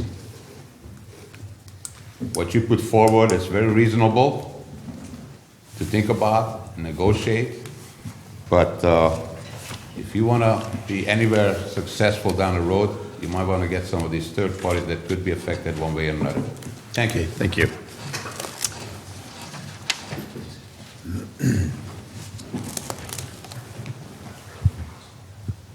Good morning, Cecily Smith with Foothill Conservancy. Morning. We want to thank you for taking the steps to move forward on this and develop a framework. I do think that it shows tremendous foresight on the part of the district to give some consideration as to criteria and principles that you'll be looking at when you consider these water transfers. And we appreciate your maintaining the priorities for the local communities, the environmental considerations, and having your, keeping those environmental stewardship goals up there as well. So I just had a couple of things that I wanted to comment on. And one is, one of the ones that principles that we really appreciate is Principle 9 on page 11. Transfers should be designed such that environmental conditions for aquatic species habitat and water quality within the transfer area are improved over pre-transfer conditions. And we appreciate that you're defining transfer area both as the source, the passageway, and the ultimate destination. One thing that I'm not really seeing in this document, and it might be encompassed within here, is just also making sure, being mindful of whatever the point of diversion is or the source, just being mindful of effects upstream and downstream. And that might be what's encompassed in here, I'm not sure. But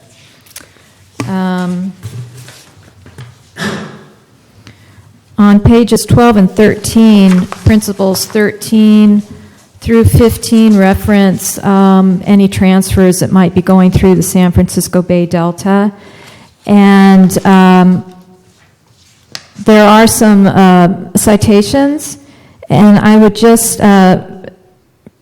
feel more comfortable if I believe the intent of all of these three principles is that basically you're going to be complying with the Delta Plan when you execute these transfers and implement them. So I would feel more comfortable if you actually had the plan cited, the section for the actual plan itself cited in the footnotes, rather than just the definition of what the Delta Plan is.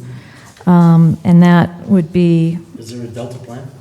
Yes, it's California Water Code 85000. Sorry? It's adopted?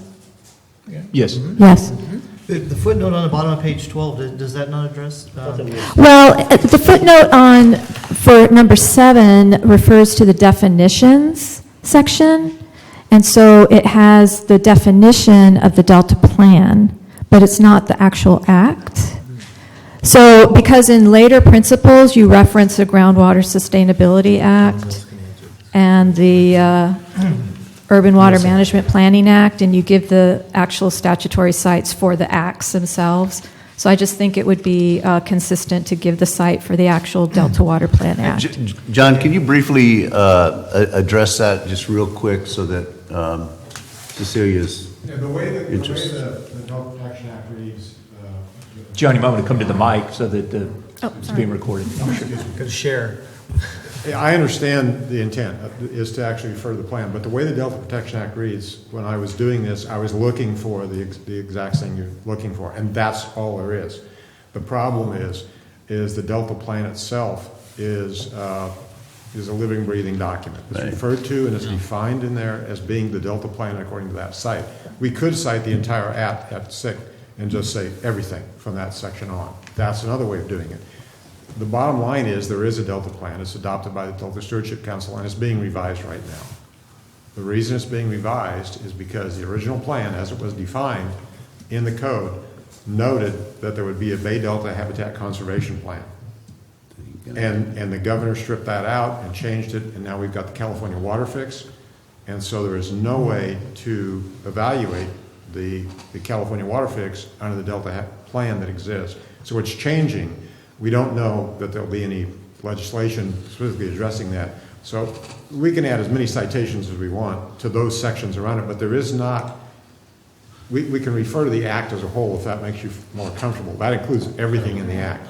That's fine as well. So however you want to do it is fine. Our intent is to refer to the entire document. The purpose of the language is to say that we're going to comply with that plan. with the act, whatever it may be. Whenever it's, I mean, I agree, it's like, who knows how it's going to transform. The intention is there are a lot of standards in the Delta Protection Act about protecting the Delta ecosystem, and that the way you move water through that ecosystem has to be consistent with their management protocols and their objectives. And that's what we want to be consistent with, because it doesn't really any good to go downstream, restore Delta Islands, and then have somebody blow them up by moving water at the wrong time. So we've got to work with that, and we've worked closely with the Delta Stewardship Council and their staff on some of this language to make sure it fits. Great. And by the way, we're the first ones who have asked. Great.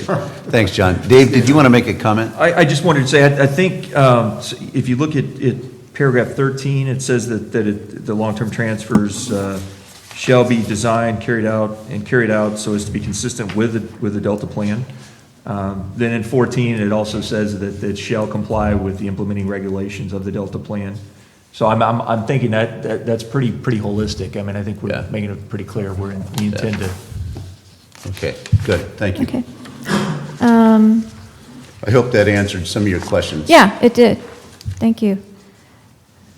On Principle 21, long-term transfers, this is on page 15. Long-term transfers should be carried out with agencies that achieve water use efficiency from all sectors within its jurisdiction so as to benefit uses for municipal, industrial, agricultural, recreation, and the environment. And again, I want to commend you. I think this is a good principle. And I just wanted clarification as to whether this, when you're looking at the agencies and their water use efficiency, are you going to be looking at what they'll be using the water for? And by that, I mean, I'll just be blunt. If they're going to be using it for unsustainable agriculture, are you going to consider that? Is that going to be part of your consideration? John, did you have a comment, or would you like to address Cecilia's remark there, or question? The intent was that we are moving through Ag Water Management Plan and through Urban Water Management Planning to more water efficient use. We've had some emergency regulations, but those are an emergency. The state board may promulgate some permanent regulations out of that process, but we don't know.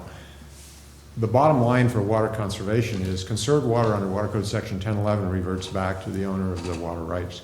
So if someone is receiving water from somewhere else, and they have a water right for that, which the State Water Project does, those agencies that conserve water can use that water for any purpose they want. What we wanted to find were agencies that had an environmental component to that. In other words, what you're doing with the water is also benefiting the environment. And a lot of agencies do that now. They'll have environmental programs built right into their integrated regional water management planning process.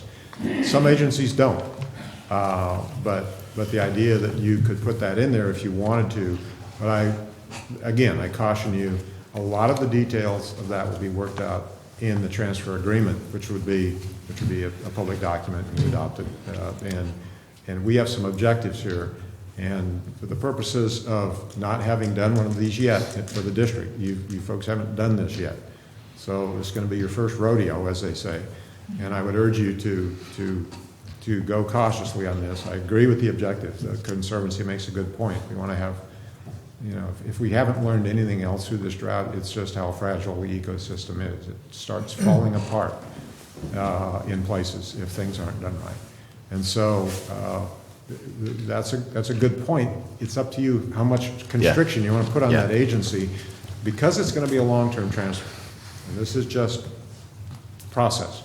Long-term transfers are long-term deals. And by that I mean you spend a lot of time putting that agreement together.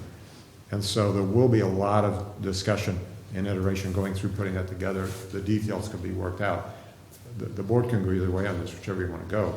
I would caution you to think about how you structure that agreement.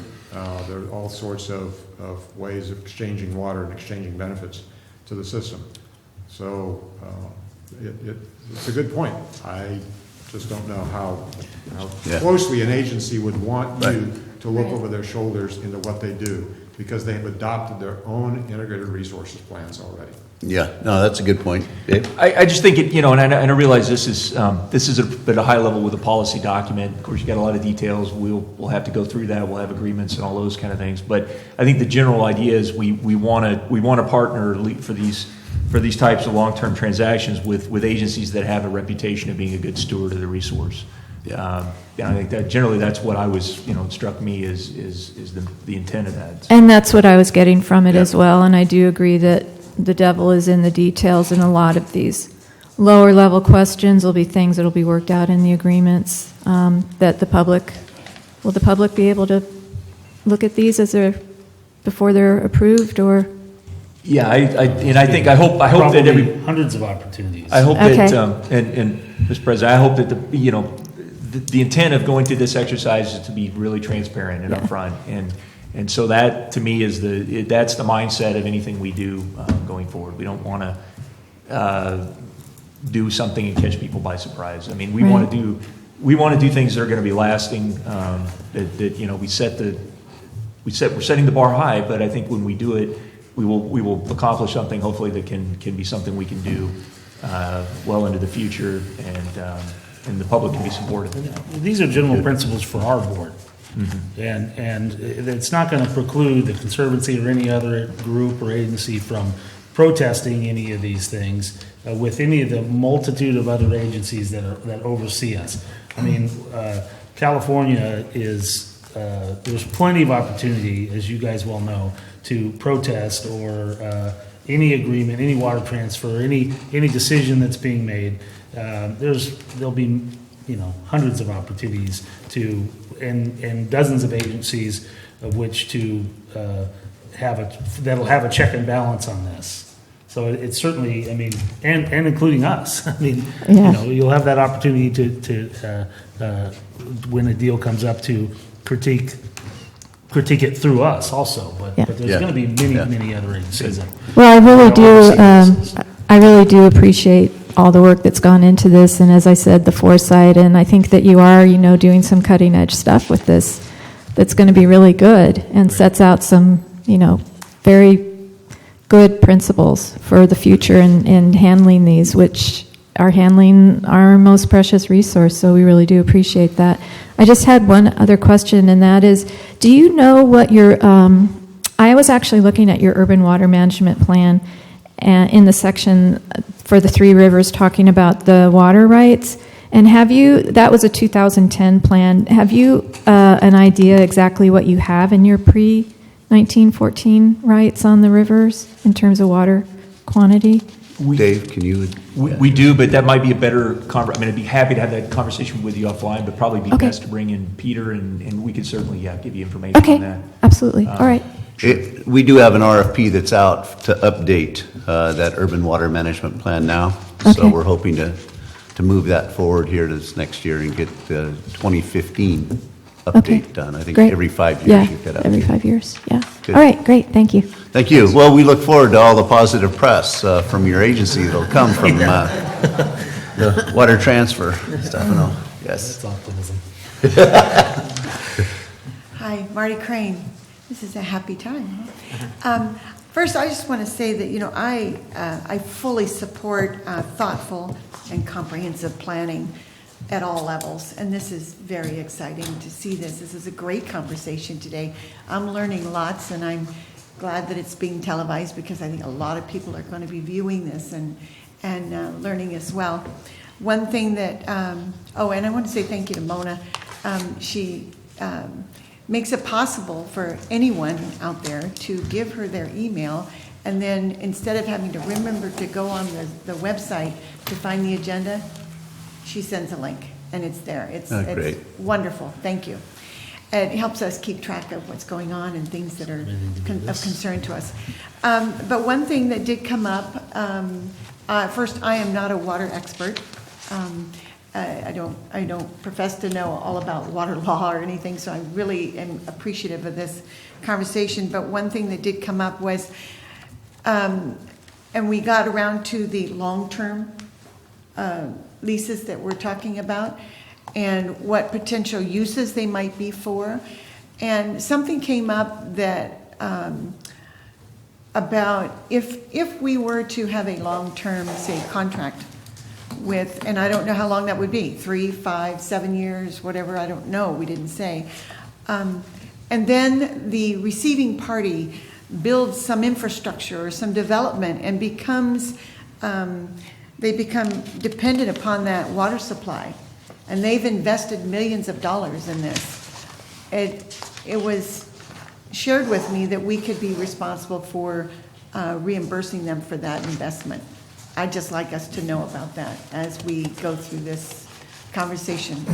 Apparently it was or is or may have been written in statutes or something, and I would just like us to look at that. Our consultant behind you is shaking his head vigorously to left to right. I just want to make sure that that came up.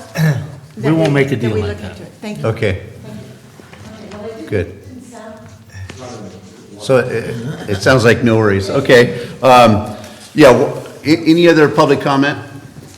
I mean, it's, water transfers equal two things that I think all of us in the election process talked about. One, protecting our water rights, and two, increasing revenue. So I'll leave it at that. I'll go ahead and close public comment then, and we can take a vote before we take our break. We have a motion on the floor in a second? Okay. Okay, Director Underhill. Yes. Director Mills. Yes. Director Strange. Yes. Director Ratterman. Yes. And Director Davis. Yes. Okay, so the motion was adopted. Resolution number 2015-62, adopting the water transfer policy principles for Calaveras County Water District. Great. And at this time, let's go ahead and take a 5-minute break. Jenny Lind Water Treatment Plant Pre-Treatment Facility Project to CCWD's capital renovation and replacement of the R&R program and approval of amend to fiscal year 2015-16 the CIP budget to fund the grant application costs. Okay. Thank you, Mr. President, members of the board. This is the project that Bill mentioned earlier, and one that he in particular spent a lot of time on since the Butte fire, and I can't thank him enough for all the terrific work. Basically, this is a project, the pretreatment facilities at the Genuine Water Treatment Plant is a project that was actually looked at some time ago, analyzed by an engineering firm on behalf of the district. It's something we've kind of kept in the background as a potential project in the future. As we're now with the fire, we're seeing we're up against it with the potential effects to water quality at New Hogan. It's really, we look at the condition of the watershed, majority of the Calaveras River upper watershed being burned, the sedimentation and debris flows that have already started with storms and will ultimately make their way to the reservoir.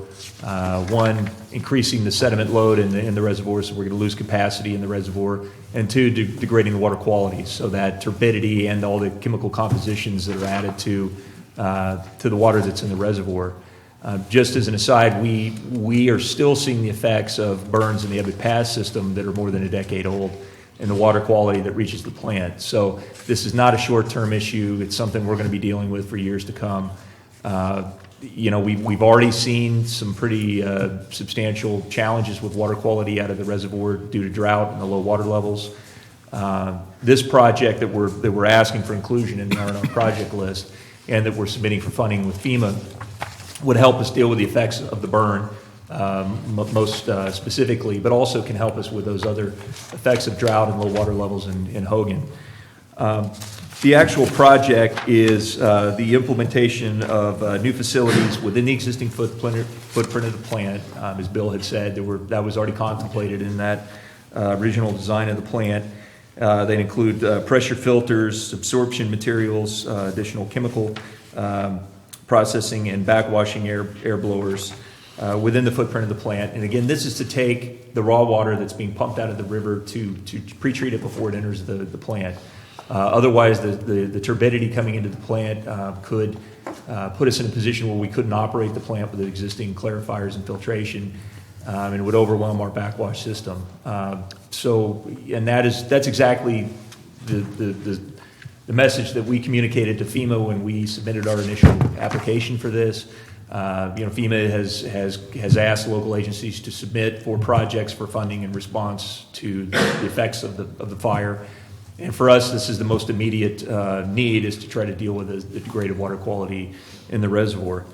And so what we've applied for, and we've gotten very positive initial reaction. We don't have the final confirmation that we will have been awarded the grant, and so I don't want to, lead you to believe that that's completed. But everything has been very positive, and what we've been discussing with FEMA is a 75% federal cost share with a 25% match of CCWD funds.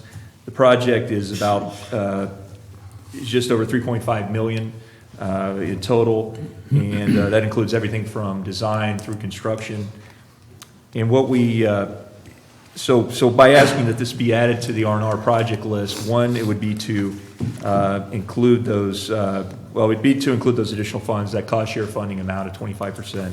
So that's roughly $900,000 is what we're estimating to be our cost share on this project.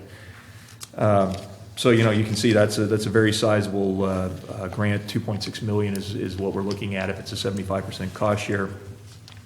And as well, we're also asking that the budget be amended by this action to allow for the inclusion of $50,000 to cover the application cost in pursuing the grant. Lastly, I just want to note that I do get the sense from our communications with FEMA that they very much want to, if they do in fact grant this project, they want to see it move forward quickly, recognizing that we're in the middle of the storm events that could affect our water quality. And so we may be asking the board to call a special meeting within a matter of weeks if we receive the award and FEMA asks us to move forward with authorization from the board to execute those agreements.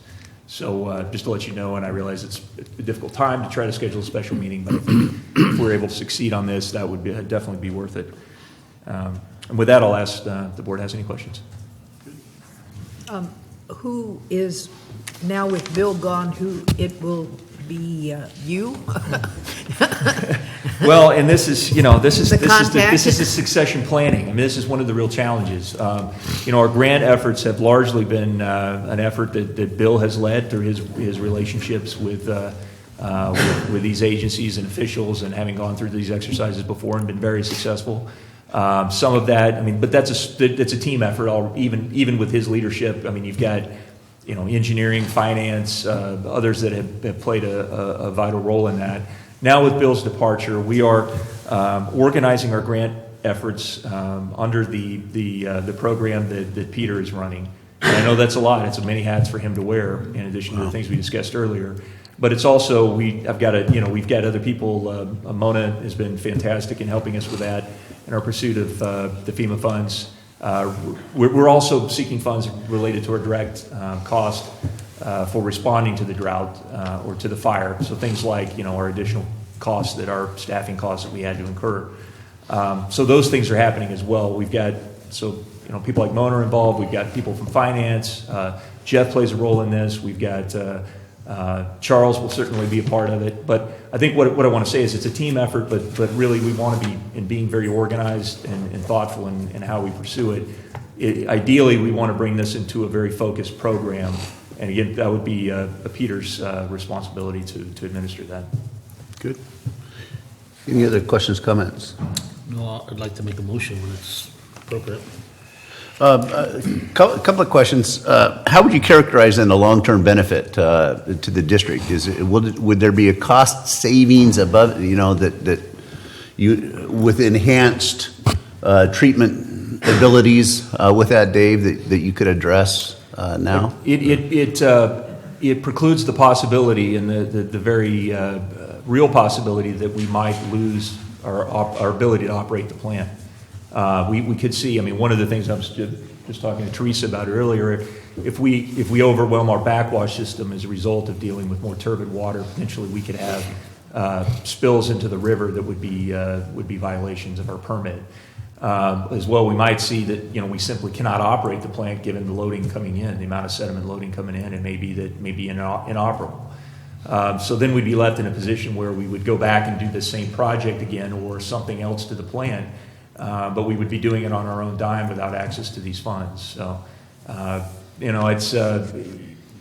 I think that and that's why I wanted to emphasize as well that this would have provided a benefit even of this year had we had these facilities in place and been able to deal with the low water levels, the magnesium loading that we saw, the other things.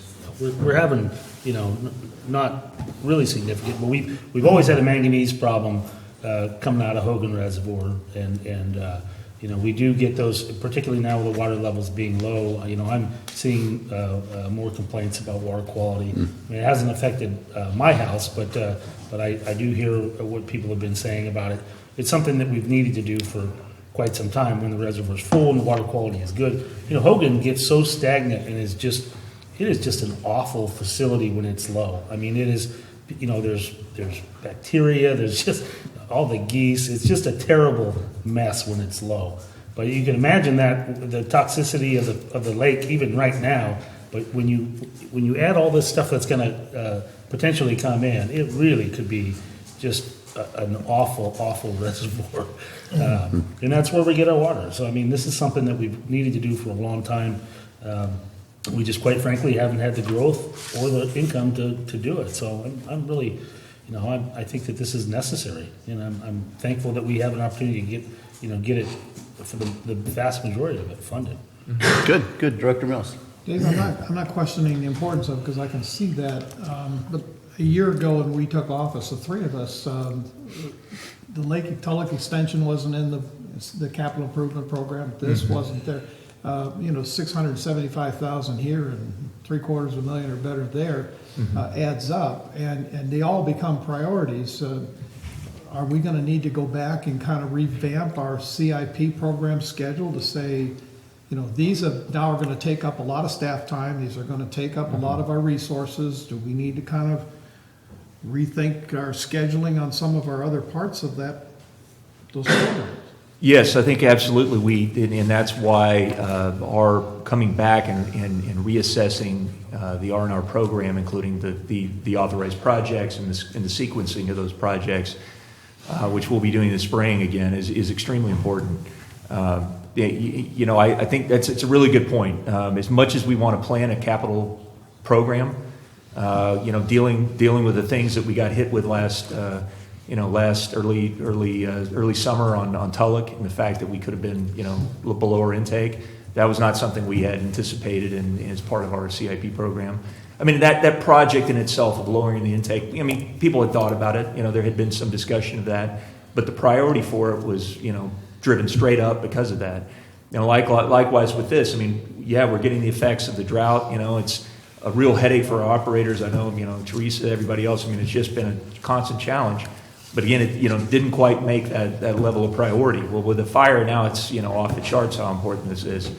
So I think what I recognize in this is that no matter how much we try to analyze and figure out what is the best list of projects, we need to have some thought and cushion built in for emergency preparedness. I mean, and I got to say, I thank you for staying with it with an R&R program. I know it's difficult. I know we get a lot of questions from the public. Why are we paying rates for this?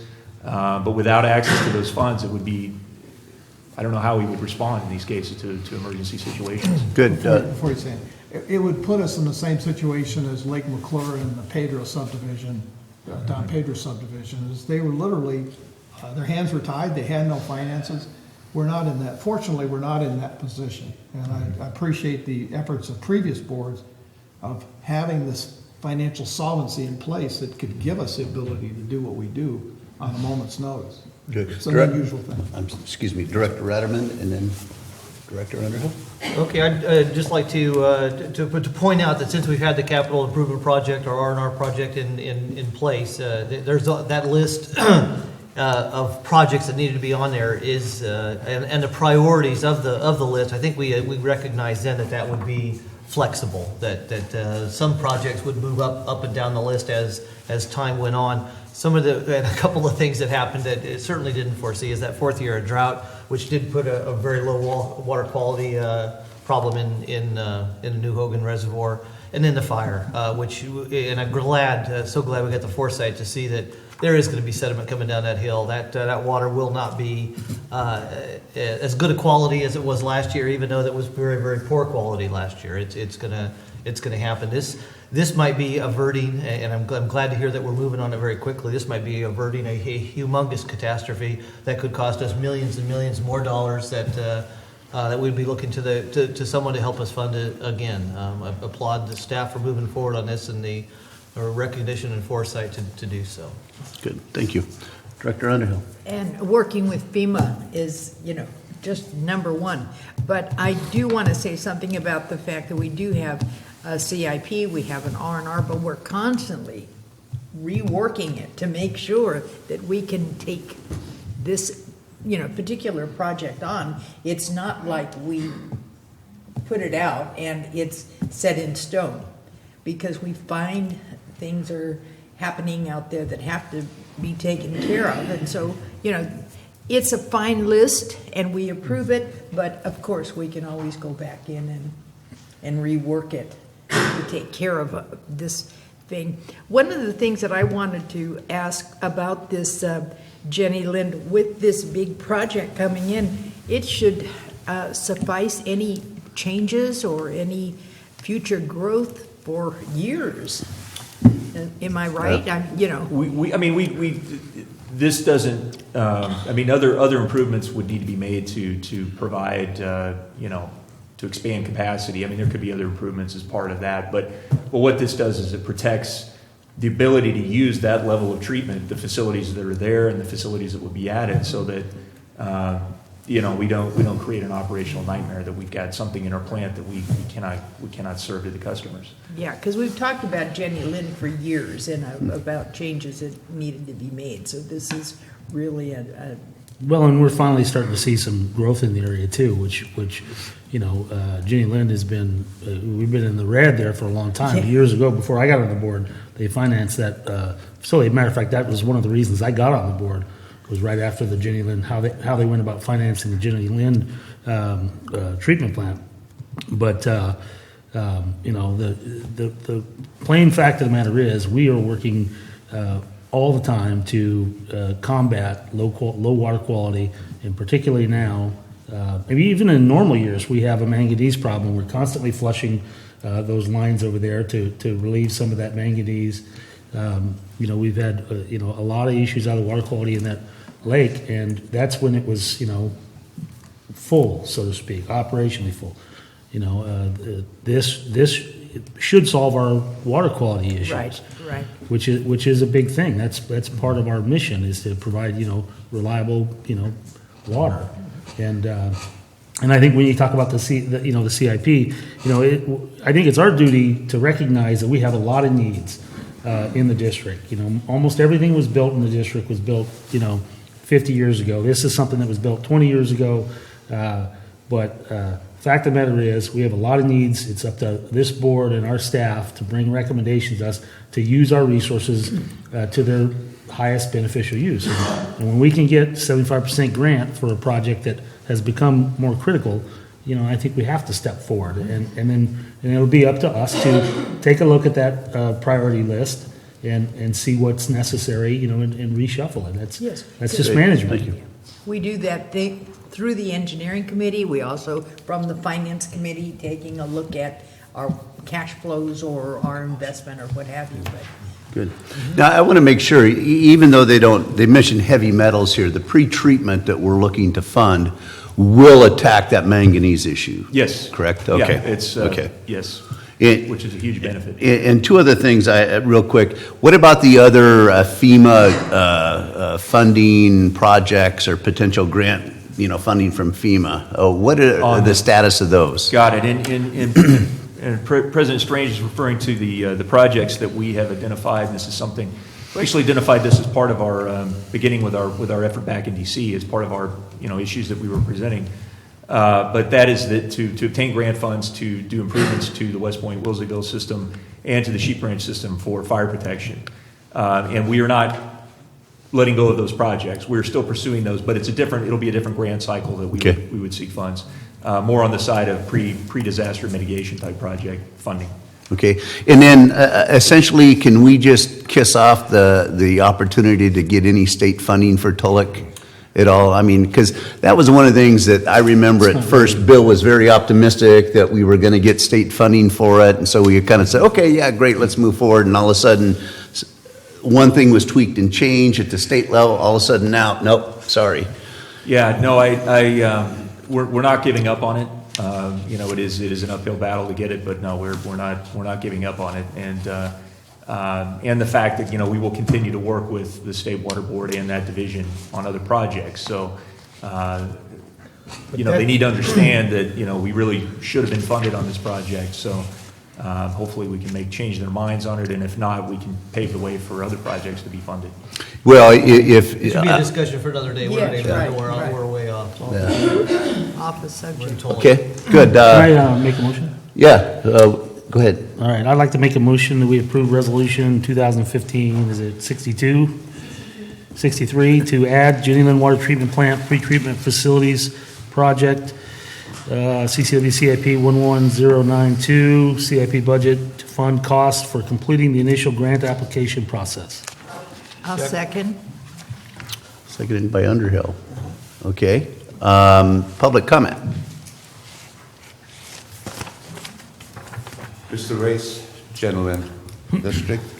I have a concern. You're transferring funds from water capital to R&R fund, and again to another water capital R&R fund.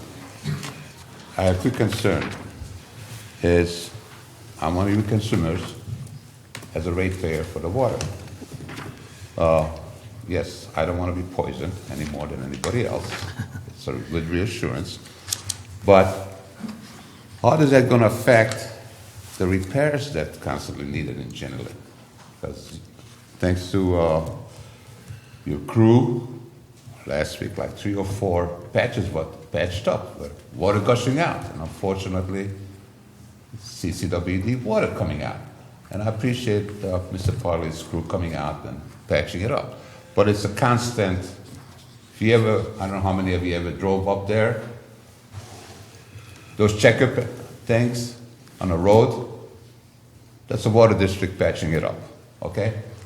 Now, the people in that area was more than happy to reduce consumption, and we received the threats that if you don't use, cut back, you're gonna come on fine. So we all scared over that.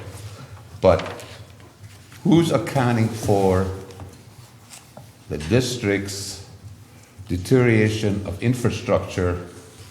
How much water are you losing? And is that negative, goes against the rest of the community? That district around there, sooner or later, well, probably sooner, has to be patched up. So we don't have gushers coming on the street for 3-4 days. And ask those people cut back because we have a gusher over there. You know that sooner or later you're going to have to clean up that water so it's not poisonous. It's nothing new. It's been, like Jeff said, it's been coming down the road for a long, long time. And it's got worse for me. If you can take advantage of it and you have that much trust in FEMA, good luck. We had some experience with FEMA before, and if you rely on them, you got more faith in Santa Claus than I do. So consider that also, because there's going to have some heavy-duty repairs with the plumbing in that area. Thank you. Thank you. Just want to make it clear that the manganese is not poisoning anybody. It's just unsightly. It's a common Yeah. from the soil. I don't want to get Okay. to that point where it's poisonous. Good. Any other public comment? Seeing none, we'll go ahead and close public comment. Let's take it to a vote. Director Underhill? Yes. Director Mills? Yes. Director Strange? Yes. Director Ratterman? Yes. Director Davidson? Yes. Okay, vote 5-0, adopting the resolution number 2015-63, consideration of addition of the Jenny Lind Water Treatment Plant Pretreatment Facility Project to CCWD's capital R&R program, and a corresponding amendment to the fiscal year 2015-2016 CIP budget. I don't have to read everything else, do I? No, you read too much already. Perfect. Thank you, fellow board. Okay, with that being said, let's move to 5D, discussion action to ratify claim summary number 525, Secretarial Fund, in the amount of $1,388,223 for November 2015. I'll make a motion, we ratify the claim summary number 525. Second? We have a motion by Director Davidson, seconded by Director Ratterman. Jeff, we'll have an opportunity to have this in the Finance Committee. Yes. Yes. Good morning, Mr. President, members of the board. That was my one comment I was going to make, is that since we only have one meeting this month, just like November, we are taking the claim summary to the Finance Committee for questions and answers post this meeting. So we will be available to answer all your questions at next week's Finance Committee meeting.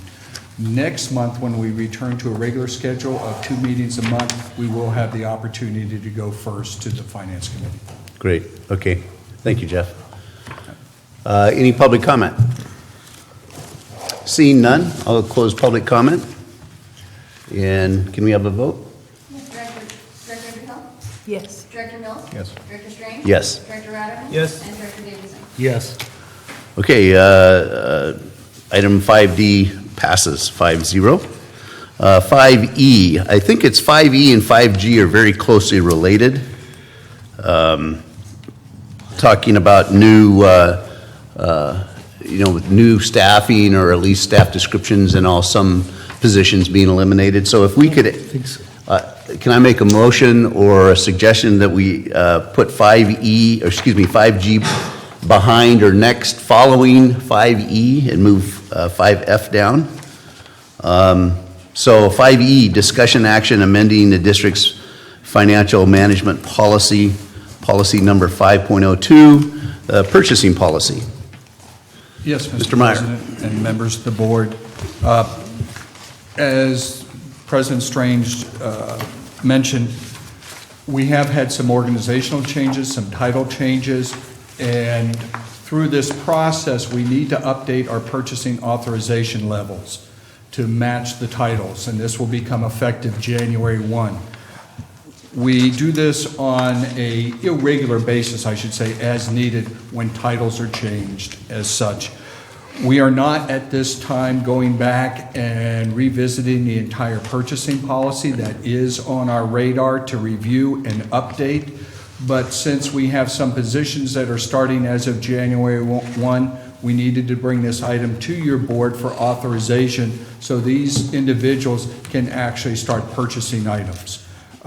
Just to summarize some of the changes, we're going to change the position of Director of Utilities, Services, and Engineering to Director of Operations. The purchasing authorization level of $35,000 will remain unchanged. That's billed to Teresa. That's the change we're looking at. We're going to change the position of Regulatory Program Manager to Plant Operations Manager. The authorization will remain at $10,000. That is the old Teresa to the new Jesse. Yeah, just to let the board know on that, I'm happy to report we just filled that position. We had an internal recruitment, and Jesse Hampton has been selected and accepted the position starting January 1st. Oh, great. Good to hear. We have changed the title previously of the Community Customer Relations Manager to Public Information Officer, Customer Relations Manager. That position title change, it was in change only. There is no change in authorization level, and that is Joel, and he remains to fill that position. And we do remove the position of Assistant to the General Manager from the list. This position is not expected to be filled in the near future. And prior to this meeting, Mona did pass out to you an updated Exhibit A. That is my fault. The Water Resource Programs Manager that was included in the agenda packet was inadvertently left off that list. It is now part of the list at this particular point that's handed out, and we are requesting your board to adopt the resolution amending the district financial management policy number 5.02, the purchasing policy, and the amended Exhibit A as attached. So moved. Second. Discussion? We have a motion by Director Davidson, seconded by Director Rademan. Any comments? Pretty simple and straightforward, something needs to be done. Well, I think that from my standpoint, removing, what would be the harm of not removing the assistant to the general manager and just kind of leaving that in limbo versus totally removing that? And I say that because, I see Peter's job, it's more than one person can do, I think, in a lot of ways. He's all over the place. And so I don't know, not necessarily that you need an assistant GM to provide help, but I guess my concern is that in the future, if workload of staff continue to increase, in particular with our general manager, keeping that position at least on the books may be of some benefit rather than eliminating it and then needing to bring it back. But if there's more harm in doing that, then, I'm okay with that. This motion doesn't have anything to do with the chain of command or the who's reporting to who or the names and titles. It's just Right. about the financial of that position. I don't even know that position's been eliminated yet. That would be a different policy. It says remove the position of assistant to the general manager. From the financial management policy, purchasing policy. Just for that so purpose. maybe But 5G. the position is still identified within the management and confidential units list of designated positions. That you'll see that in the following agenda item. Okay. So there's no change to that, but the reality is that's not filled, so no one's going to exercise that authority now. Thanks. And then also in response to your question, President Strange, this is a fluid document. As you alluded to, there's future needs that we may need to address, and if at that point we come back to provide that authorization level, if we create a new position or title. And so we do have the flexibility to addressing that, and as Dave said, we're not removing that position. Okay. And as such, But what we're doing is we're just taking it off the purchasing authorization Got level it. because we don't anticipate that to be filled in the near future. Got it. The last comment was, $1,000 for a very important public outreach, customers relation. I think, in my opinion, would be to consider maybe $1,500, increasing that a little bit. $1,000 doesn't go a long way, especially when you're up against, a big community event or something where you've got to go out and make things happen. But that's up to the rest of the board. And in answer to that, Joel and I work very closely. So if there are any needs that go above his authorization level, my signature is available. Okay. Thank you. Same way with IT as well. So if there's anything above John Gomez's authorization level that needs to be done, my signature is there. Thank you. Any other questions, comments? Well, to assist in what you're saying, though, it's an additional check and balance. That is correct. I understand. Yeah. Okay, thank you. Any public comment? Seeing none, can we take a vote? Yes, Director Underhill? Yes. Director Mills? Yes. Director Strange? Yes. Director Ratterman? Yes. And Director Davidson? Yes. Thank you, President Strange and members of the board. Thank you. So, resolution number 2015-64, is it? 65, I'm sorry. Okay, a resolution amending the district's conflict of interest code, Appendix A passes. Or wait a minute, I'm sorry. I've got 5G opened up. Amending the district's financial management policy 5.02, the purchasing policy passes. Thank you. Okay, how about item 5G then? The discussion action regarding review and approval of proposed amendments to Appendix A of the district policy number 5070, conflict of interest code. Yes, Mr. President, members of the board, this is just to conduct, under the Political Reform Act, each agency has to review its conflict of interest code on a biennial cycle. We do that, and if we propose any changes to it, we submit that to our county government to process. We've done that review, and the only change that needs to be made is to recognize changes in the management confidential unit position schedule that were adopted this summer. And again, those are just to reflect the fact that we had some positions that were no longer valid, and others that, as you mentioned before, there's some others like assistant to the GM that are still on the list but are not filled, and that's perfectly fine. If someone were to if that position were to be filled, then they would be covered. But the idea being the list and the changes are all within this Appendix A to the Conflict of Interest Code. As you'll see, a line out of those two positions that are to be removed and the addition of 5 other positions. And again, this is just to make sure that these positions, those people that hold these positions are actually filing Statement of Economic Interest Form 700s with our board clerk, and that's kept on file and just to meet the requirements of the law. Okay, thank you. Any discussion? Any public comment? Move for acceptance. Second. Okay, we have a motion to accept by Director Davidson and a second by Director Ratterman. Now I should go to the public, I'm sorry. And now I'll close the public. Roll call vote, please. Director Underhill? Yes. Director Mills? Yes. Director Strange? Yes. Director Ratterman? Yes. And Director Davidson? Yes. By 5-0 vote, resolution number 2015-66, amending the district's conflict of interest code, Appendix A passes. Thank you. Okay, item 5F, discussion action regarding extension of contract for federal legislative advocacy services with O'Connell and Dempsey LLC. Yes, Mr. Egerman. Thank you, members of the board, Mr. President. This is our contract that the district entered into in July was for a 6-month period of time, and it was a contract for federal advocacy services with the same individual who's been our advocate for many years at a different firm. She was with the Carmen Group.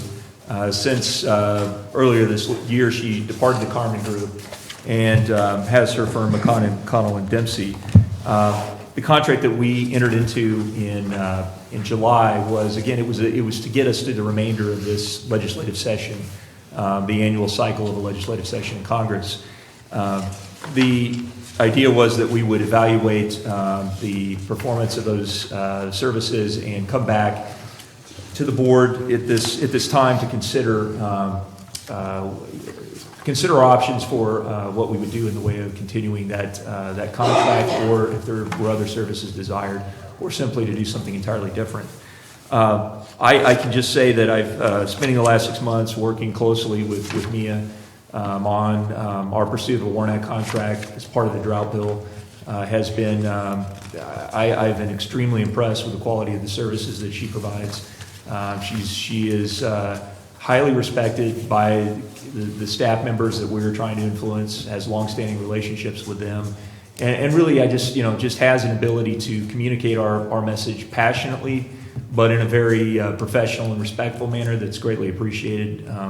And I saw that firsthand in my meetings, and I know other directors as well were part of that in our meetings with in Washington. And again, I would the recommendation is that we amend the contract to continue the services at the same rate under the same terms and conditions through the remainder of this fiscal year. And I think that's going to be very important to us in the fact that the drought bill, you may have seen the headlines in the paper, there was movement to try to get something into the budget omnibus bill that will be voted on by Congress in a matter of days if it moves forward. There was an effort to get the drought language into that bill. That has fallen apart, and now it looks as though this is going to be back next year, next session, with a commitment. Senator Feinstein issued a statement saying that she wants to go through a public process with the normal process with more vetting. We're going to continue to advocate for our WARNAC contract as part of that. Again, a year ago, the House bill that was enacted, not enacted, but was passed the House of Representatives included a WARNAC contract for CCWD at New Melones. We continue to advocate that needs to be part of this bill. We're continuing to gain support for that effort. Just got a letter yesterday from our unit chief and from CAL FIRE, who was also incident commander on the Butte Fire and the Rim Fire, in support of our effort. So this is something we want to keep pushing forward on. It's very important to us, and the services that she's providing in DC are critical to that. There's simply, we have a great relationship with our congressman's district staff here in the district, but the reality is that the language is being drafted in Congress on Capitol Hill by a number of different staffs from different offices. And a lot of those discussions are happening, and things are developing quickly, and to have someone who can actually be there in front of them and bring us in as need be, and they're even by phone calls and other things, but to be there as it develops on a moment's notice has been very important to us. I can speak to that myself. I know, in Feinstein's office and her staff, that's been a really important thing that we've been able to continue to be right in front of them, and they are front and center on this drought bill, and so it is our best chance of getting our language in. I know it's a little long-winded. Just to let you know, by comparison, the fee for this service is $4,000 a month under our contract that we've been under for the last 6 months. That's the amount that we continue. Our contract prior to this for last year that we had for some time with the Carmen Group was for $5,500 a month. So in my mind, we're getting, I think this is as good or better service as we've ever gotten, and we're paying less for it. So my recommendation is to do this, continue it. Again, we'll sync it up with the budget cycle, and the board can choose to continue in this direction again if it so chooses, or go a different direction at that time. And I know we'll continue to reevaluate as we move through this effort on the drought bill and see where we are again next year. Lastly, I just want to note, Mia has been available to us and participating with us in our Legal Affairs Committee meetings. She's joined us by phone for the last 3 meetings to give us a briefing on the status of the drought bill and our pursuit of it. I expect that will continue, so we'll keep the board informed of anything that happens. Good, thank you. I'd like to make a motion that we accept resolution number 2015-67. So moved. Do I have a second?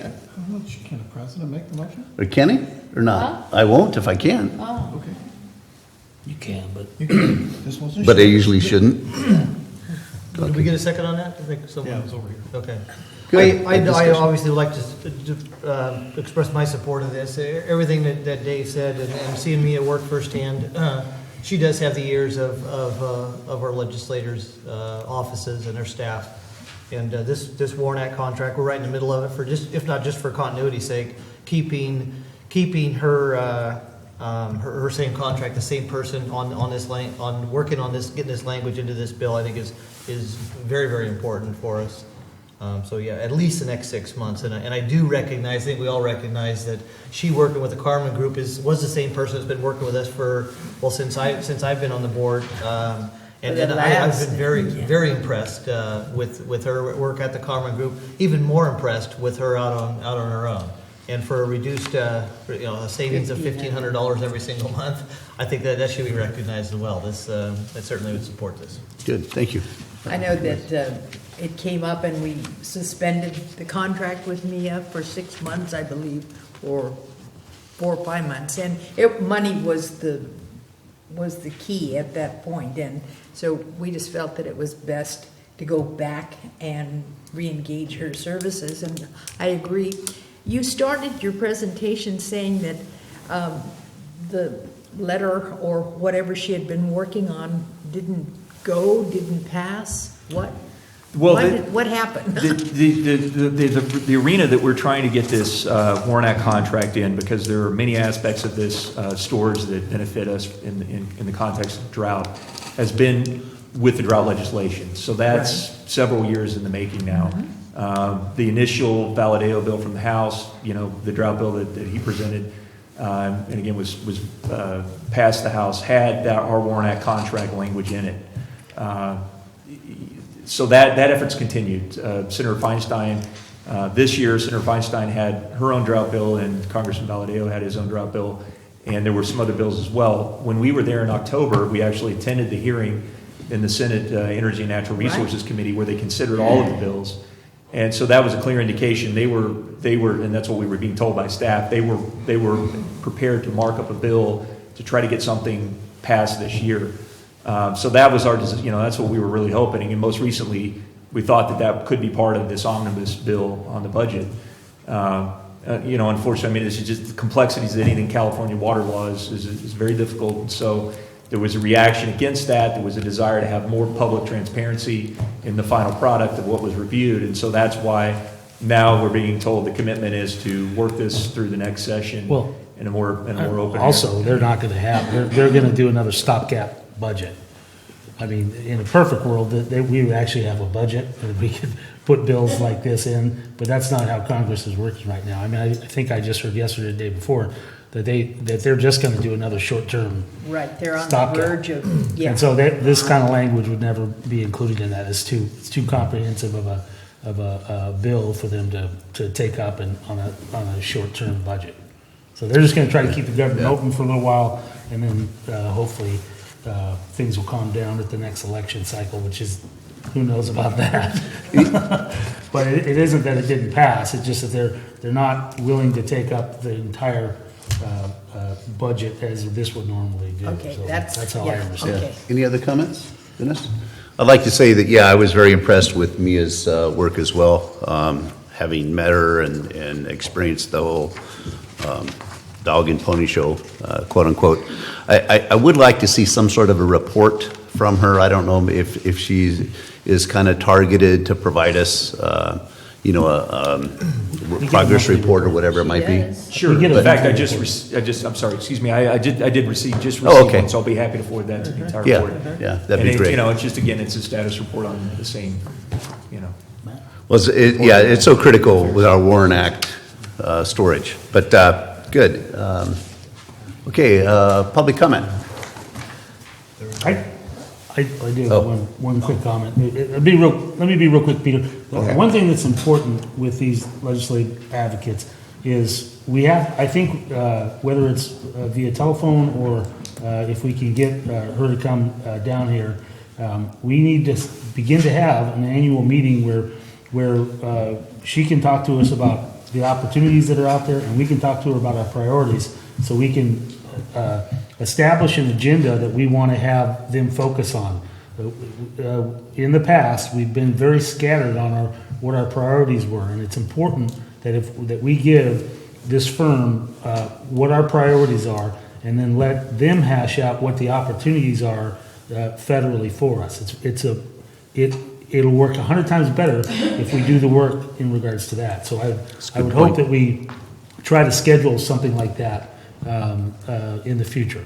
So we talk about our priorities, and then she can talk about what the realistic federal opportunities are.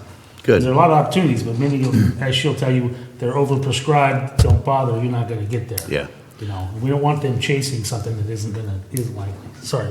That might be our legal affairs committee to start that Well, process. I'd like to That's good. have it be Yeah. a full board discussion Okay. if possible. Good. Thank you. My name is Mr. Race, and to me, I'm sure she's a lovely lady, and I appreciate her husband being in the administration. But the bottom line is, maybe a possible conflict of interest, but I'll leave that up to the feds to handle it. She's even married. She married this, anyway.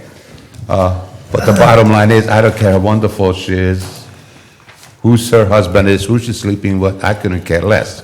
But the bottom line is, I don't think we need to say something like that, Peter. I feel I do, okay? Thank you.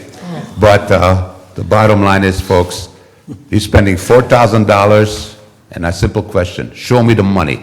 What did this district got for the $4,000 a month? What your ratepayers paying?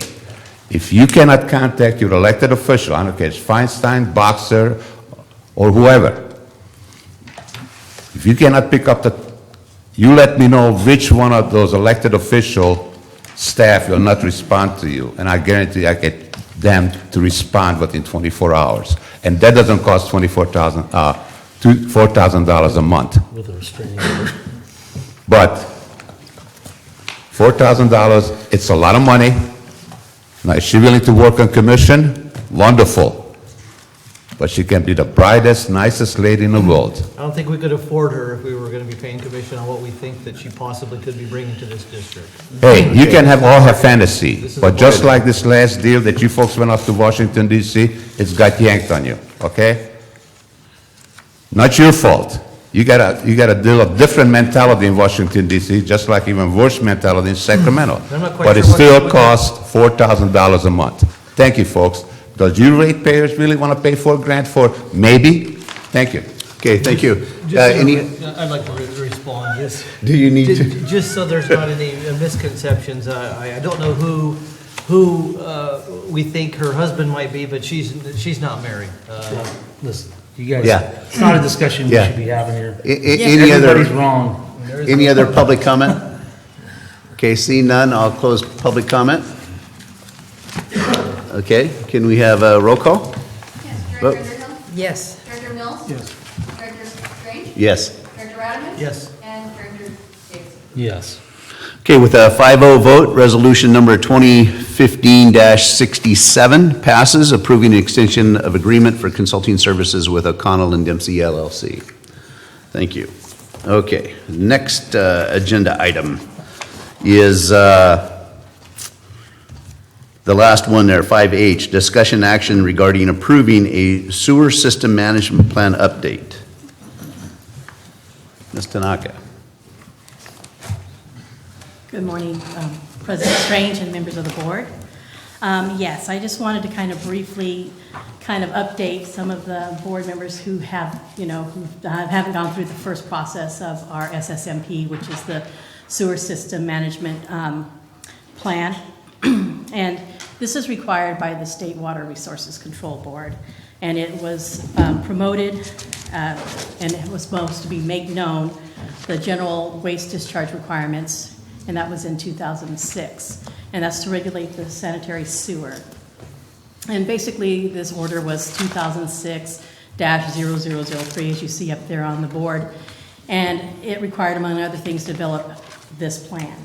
Because they already had permits for the wastewater treatment plants, but they didn't have anything in regards to collection systems. And this is really dealing with the sanitary sewer overflows that's been happening a lot.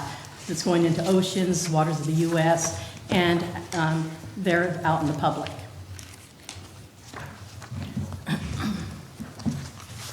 So in response to this, the district developed an SSMP in 2010, where it was presented to the board of directors and adopted by the resolution number 2010-54. So this SSMP met all the requirements, all the regulatory requirements, and was available to the appropriate regulatory agencies and the general public. We posted it on our website. And we will do that again once it gets approved.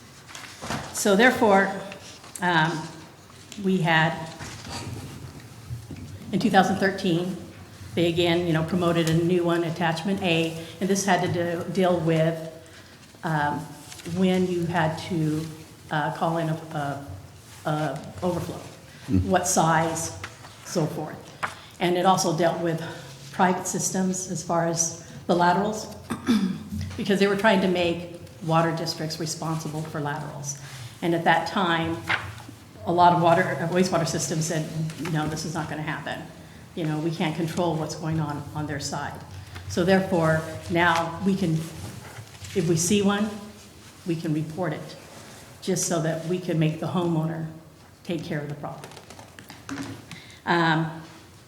And also the name change to sanitary sewer system, the SSS, waste discharge requirements.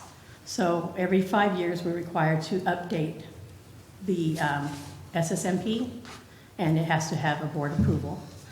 And also, every 2 years, we are, as a district, to review it and to make any necessary changes. Because there's changes in people, positions, and things like that. And if there's any major changes, we would bring them up to the board before the 5 years. So I just kind of want to give you that. And the 2015 SSMP update was, these are the updates that we did. We added Wallace to the system because at the time when we had this plan, we had to do Wallace's on its own because it wasn't part of the district yet. And then we also had some updated goals, and those goals were to meet all applicable regulatory notification and reporting requirements. We added protect public health and safety and the environment, and also to implement regular proactive maintenance of the system to remove roots, debris, and fog, which is your fat, oils, and greases, in areas prone to blockages. And we have that. Our collections team knows the problem areas, and they go to those more frequent than just the routine. Excuse me. And then we also had to do some organization changes with positions and remove the old ones because they wanted definitions, as well as the org chart was updated, as well as there was a contact info for district staff with the SSMP responsibilities, who's responsible, who's next in line, as you will see in the package that was provided. And then there was just general typographicals.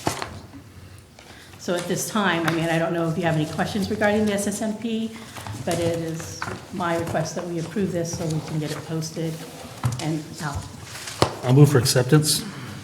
Second. And also, Teresa, good to see you in front of us here. Congratulations on your new position. Thank you. Look forward to working with you. So we've got a motion by Director Davidson, a second by Director Ratterman. And now's the time for question or comments. Yeah. In regards to reporting, who are we reporting if we see a lateral leak on the homeowners? Is that who are we reporting that to? And well, if you want to report it, you could report it to us, and we can go check it out, and then we have we can then go and call the regional board and inform them that there is a leak on a lateral. So, but it's not up to us to clean up or to get fined. We will not be fined for that leak.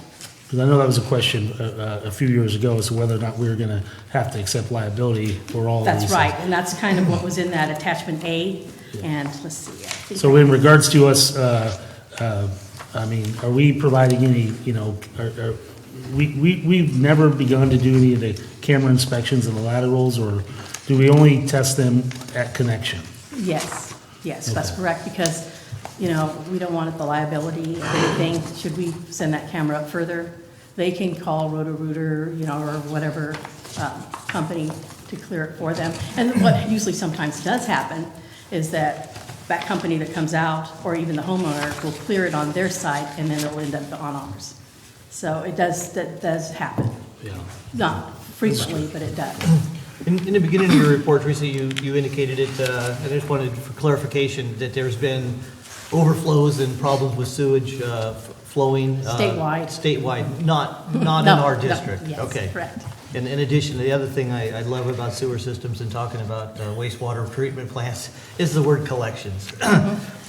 We're just, that's, you know, you talk to each of these people that are listed here, each of our district representatives, and that's where they're proud to be, is in collections. Any other comments? Yeah, I did. It says under item D, you have future plans, public education and outreach program. The district is planning to increase public outreach and education about our sewer system. And we do some of that even with the press releases, you know, with the Swiffers. I think we send out a press release for them to understand one thing about not putting those down your toilet, because if you have a septic system, it affects it Right. greatly. And then it'll also affect us down the line in our pumps. So we do that type of press releases. We're going to post this into on our website. And I don't know what furthermore we'll do, but now, come January, we'll see. Okay? Good. Director Mills. On 7-1, talking about the fog requirements, are we leaving the majority of that to the county's environmental health department to handle? Well, yes, they have that section of it, but we make sure that these commercial areas that we have, that they have them cleaned out. And, you know, so it is up to us to make sure, because if not, then we have the problem down the line. So we're keeping records and track Yes. of all of those. I'm not sure if all, but I'll find out for you. Yeah, because I know the county has probably a list of where those are. Oh, yes, they do. And we pretty much know, all my field guys know. Yeah, my worry is that, you know, the county or somebody else could be remiss without even knowing it, and whether or not we have that in order. The other part is, in the reporting, I know that going to other meetings, that they report out to their board spills during the course of the last 30 days. I don't necessarily need to see that here, but that those records are available if we have a Most definitely. question regarding. Yes. We have to keep them, and we have binders with those on there. Okay. You know, Good. what happened, when, how much, you know, what we did, what we found. Mitigation Who we measures. called, you know, because we only have like 2 hours to call in that spill and then get a number. And then that's on record. And there's fines and penalties when you. Not always. I mean, if it didn't reach a waterway, or depending on how big the spill is. Right. Thank you. Usually then with the commercial entities, the fog, where is our responsibilities? Where does it begin and end? Well, usually. On those lines? Usually it's at the cleanouts, you know, Okay. right after just like with the meter, once that's in there, that's where it does. But we try to nip some of that by, you know, I mean, sometimes you drive by and you can tell that their, you know, grease traps aren't working. And we'll either send a letter or have someone call them and inform them, or we'll call environmental help ourselves. We call them and tell them, you might want to go check this out. So we have some, like Amador County, I remember at one of their board meetings, they had some real issues with fats and grease problem. We have the same challenges Yes. by some with the improper grease traps or maintenance. Correct. Okay. All right, thank you. Can I have a motion? Or do we have a motion already? Oh, okay. The president decided to talk. Okay, board discussion. Any public comment?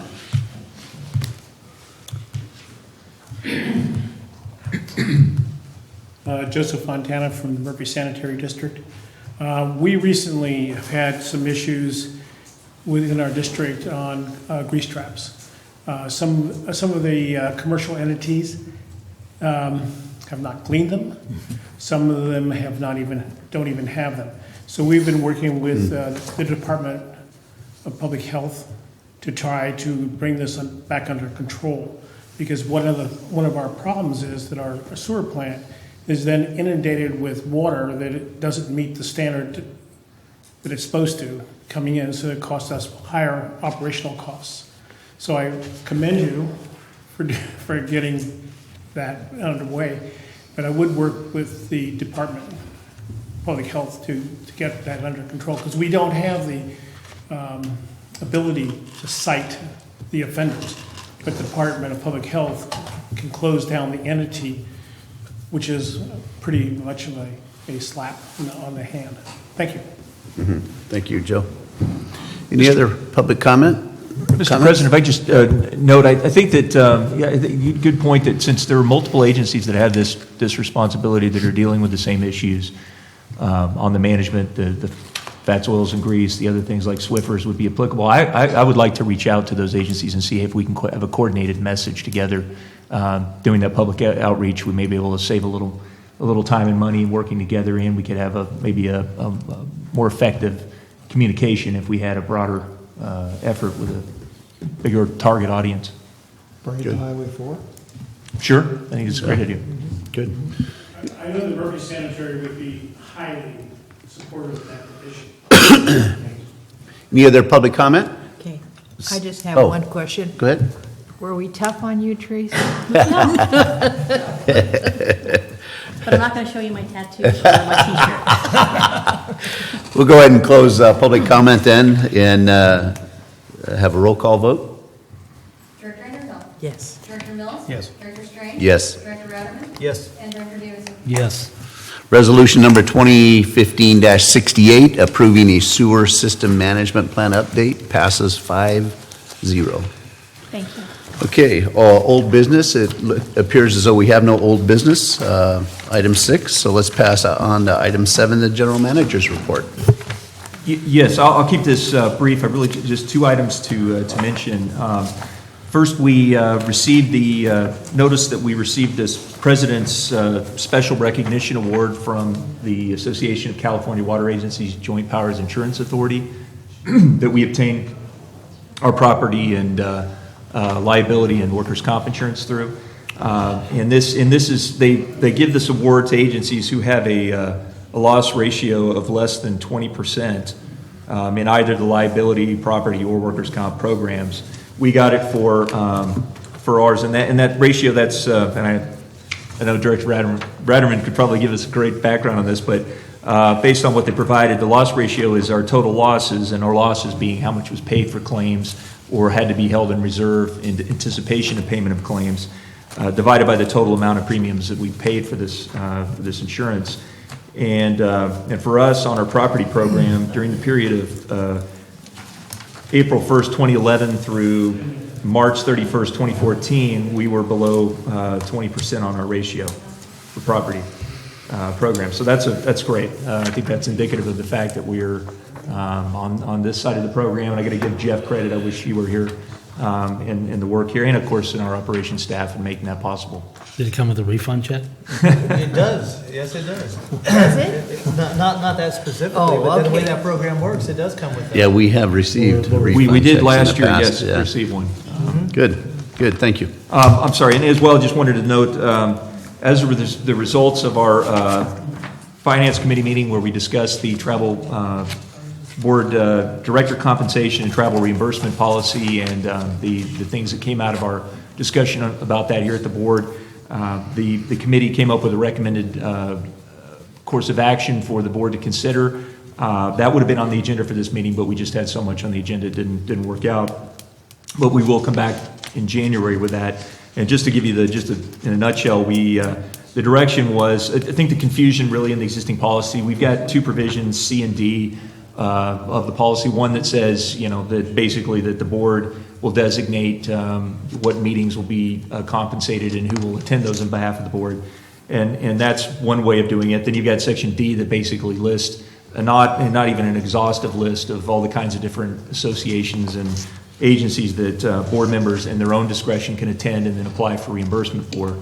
So the recommendation was to basically eliminate D and consolidate everything into C, and to instead just make and this would be for the board to decide, a comprehensive list of what those groups, associations, agencies, the different groups that the meetings of which this board would provide compensation and reimbursement for, and then to identify which board members would be the representative to attend those meetings. So that's what you'll see and what's brought back to this board for consideration. And that's all I have. Good. We saw something on Facebook regarding John Mills at the water board.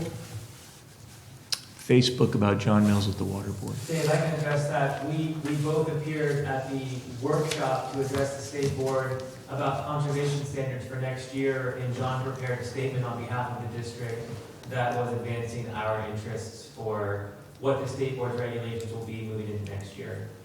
Okay. Thank you. You bet. Yeah, it's interesting. John usually sits on the front row of those meetings, and so, he gets a ribbing. People send him messages, "Hey, John, your haircut looks great," that kind of thing. But it's an important venue for us to have representation in.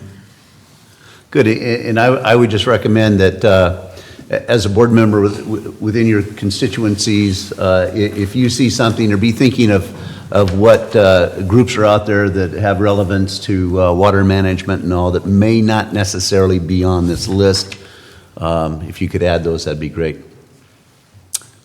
And we'll see that then on our January agenda. Okay, thank you. Let's go ahead then and move, assuming no other comments. Number 8, board reports, information, and future agenda items. Director Davidson. I have nothing. Director Ratterman. Nothing. Director Underhill. Yes, remember Forest Meadows Units 4A and 5? They're alive. Oh, really? Yeah. And they're going to be constructing 14 homes, and they're going to be running in the $400,000 range. So, Good. yeah. Okay. One of the statements, or one of the things that keeps popping now with El Nino coming and whatever, it's agencies, people are asking about agency preparation for potential flooding and, all sorts of things, stocking up on your food and what have you. Do we have a person in charge? Do we have a committee set, or do we have a position? In Director Underhill, are you thinking specific to El Nino and the potential effects of El Nino? I mean, it's something we're watching closely. We've got, emergency response plans to deal with a disaster, but I know it's something that our operations staff is definitely keeping an eye on. And as we see developments, which could happen very quickly, and what happens with, the weather patterns in relation to that. Again, it's something we try to be, as ready as we can. I mean, depending on how severe a storm is, it may not be something that you simply have the physical ability to respond to. Because down here, what are we, 1,000? Is that our elevation, or less? 1,200. And, of course, as you go up the hill, we're 5,000, 6,000, so we're not really concerned. But Well, we certainly have facilities that are located in or near floodways or floodplains and things like that, so, yeah. The district has a hazard mitigation plan. It's not updated, I don't think. I mean, I think, that takes into account all the potential, catastrophes, flooding in Cosgrove and right, and that's there's, a famous one. landslides, Yeah. and there's all kinds of things that can happen. But I mean, we have a plan, and anytime any of that stuff begins to occur, the county calls a MAC meeting, and we have a representative for that. So I assume that is our. Yeah, because, as you're going about your business, you're hearing that time and time again, and it seems to be. One of the things I think it's important to recognize is there's so much storage capacity. The last time we had a flood at Cosgrove Creek, one of the reasons that it flooded was because they were worried about the reservoir overflowing, so they were releasing so much water. It was combating the water coming in from Cosgrove Creek, and it created a backup. I have a hard time believing we can have a winter where we're going to fill that reservoir to the extent where they're going to be worried about outflows. Now, whether or not the state does that, who knows what they'll do in regards to the outflows. But I mean, while Cosgrove Creek could flood, I don't see it being, I don't see it being because the reservoir filled out. I mean, we could have our typical little ones, but hopefully not a big one. Well, who knows though? You never can tell. Okay, well. It's a great concern, and that was something coming out, of course, the Butte fire that, and has not been lost, is trying to strengthen our local emergency response efforts and from the utility side as well. So. Yeah, landslides, I think, is going to be our biggest issue this year. Yeah. Director Mills. Yeah, I'd like to see a potential agenda item in the near future that addresses specifically our JPIAs, our joint powers, as to what the board's consensus would be as to what that representation looks like, and that what areas we might be treading in that the board needs to have it come back for further discussion. So we kind of set some boundaries or guidelines as to what an individual representative can do or say at those particular meetings, and what maybe needs to come back for full discussion. Because I heard something about the legislative committee, and maybe we should have more full discussion before we step out. And that should be part of, as we initiate our new committee assignments, to be helpful to everybody so we fully understand what those parameters would be. That's a great point, and we've got the opportunity at our next meeting in January to probably, maybe a broader, some thought and any ideas that individual members have that they would like to provide that as part of their list of preferences on committee and JPIA, but also, or JPAs, but also be thinking about, just the scope of our involvement within those efforts, and as well, if there's things that we can do on the committee side that would be helpful for the board, the dissemination of information coming out of a committee or that process. So I'd look to you, President Strange, to look at that as well, and as we develop a recommendation to come forward to the board and things that you make appointment on in January. Because one of the things on the other side is, reports back to the board. I know that we're conscious of our time, so that board reports can be overbearing sometimes, so we're going to have to. Yeah. I'll try to be more short. I'll try to shorten mine up. Okay. I'd like to make a few comments. One is participating in the Aqua conference down in Palm Springs was very enjoyable. There is a lot of interest in water transfers from those who do not have versus those that have.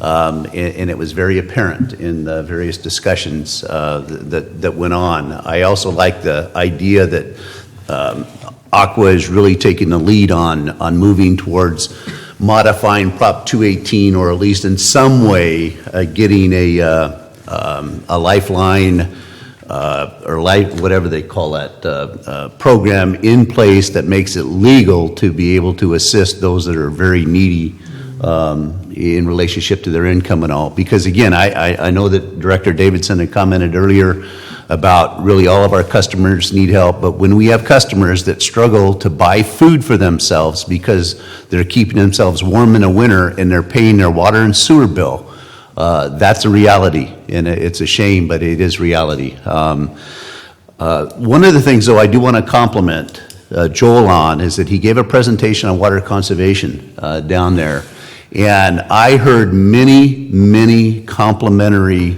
statements about what a great job Joel did in that presentation and how they were really impressed. And so, Joel, I'd like to, recognize you for that effort, and I really appreciate it because it makes all of us look good when that happens.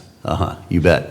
And then lastly, I just want to comment, I'm involved with the JPA on UMRA, which is Upper McCullough River Watershed Association, a group that was originally formed to potentially purchase PG&E's facilities or hydro facilities if they ever went bankrupt, which was the discussion way back when.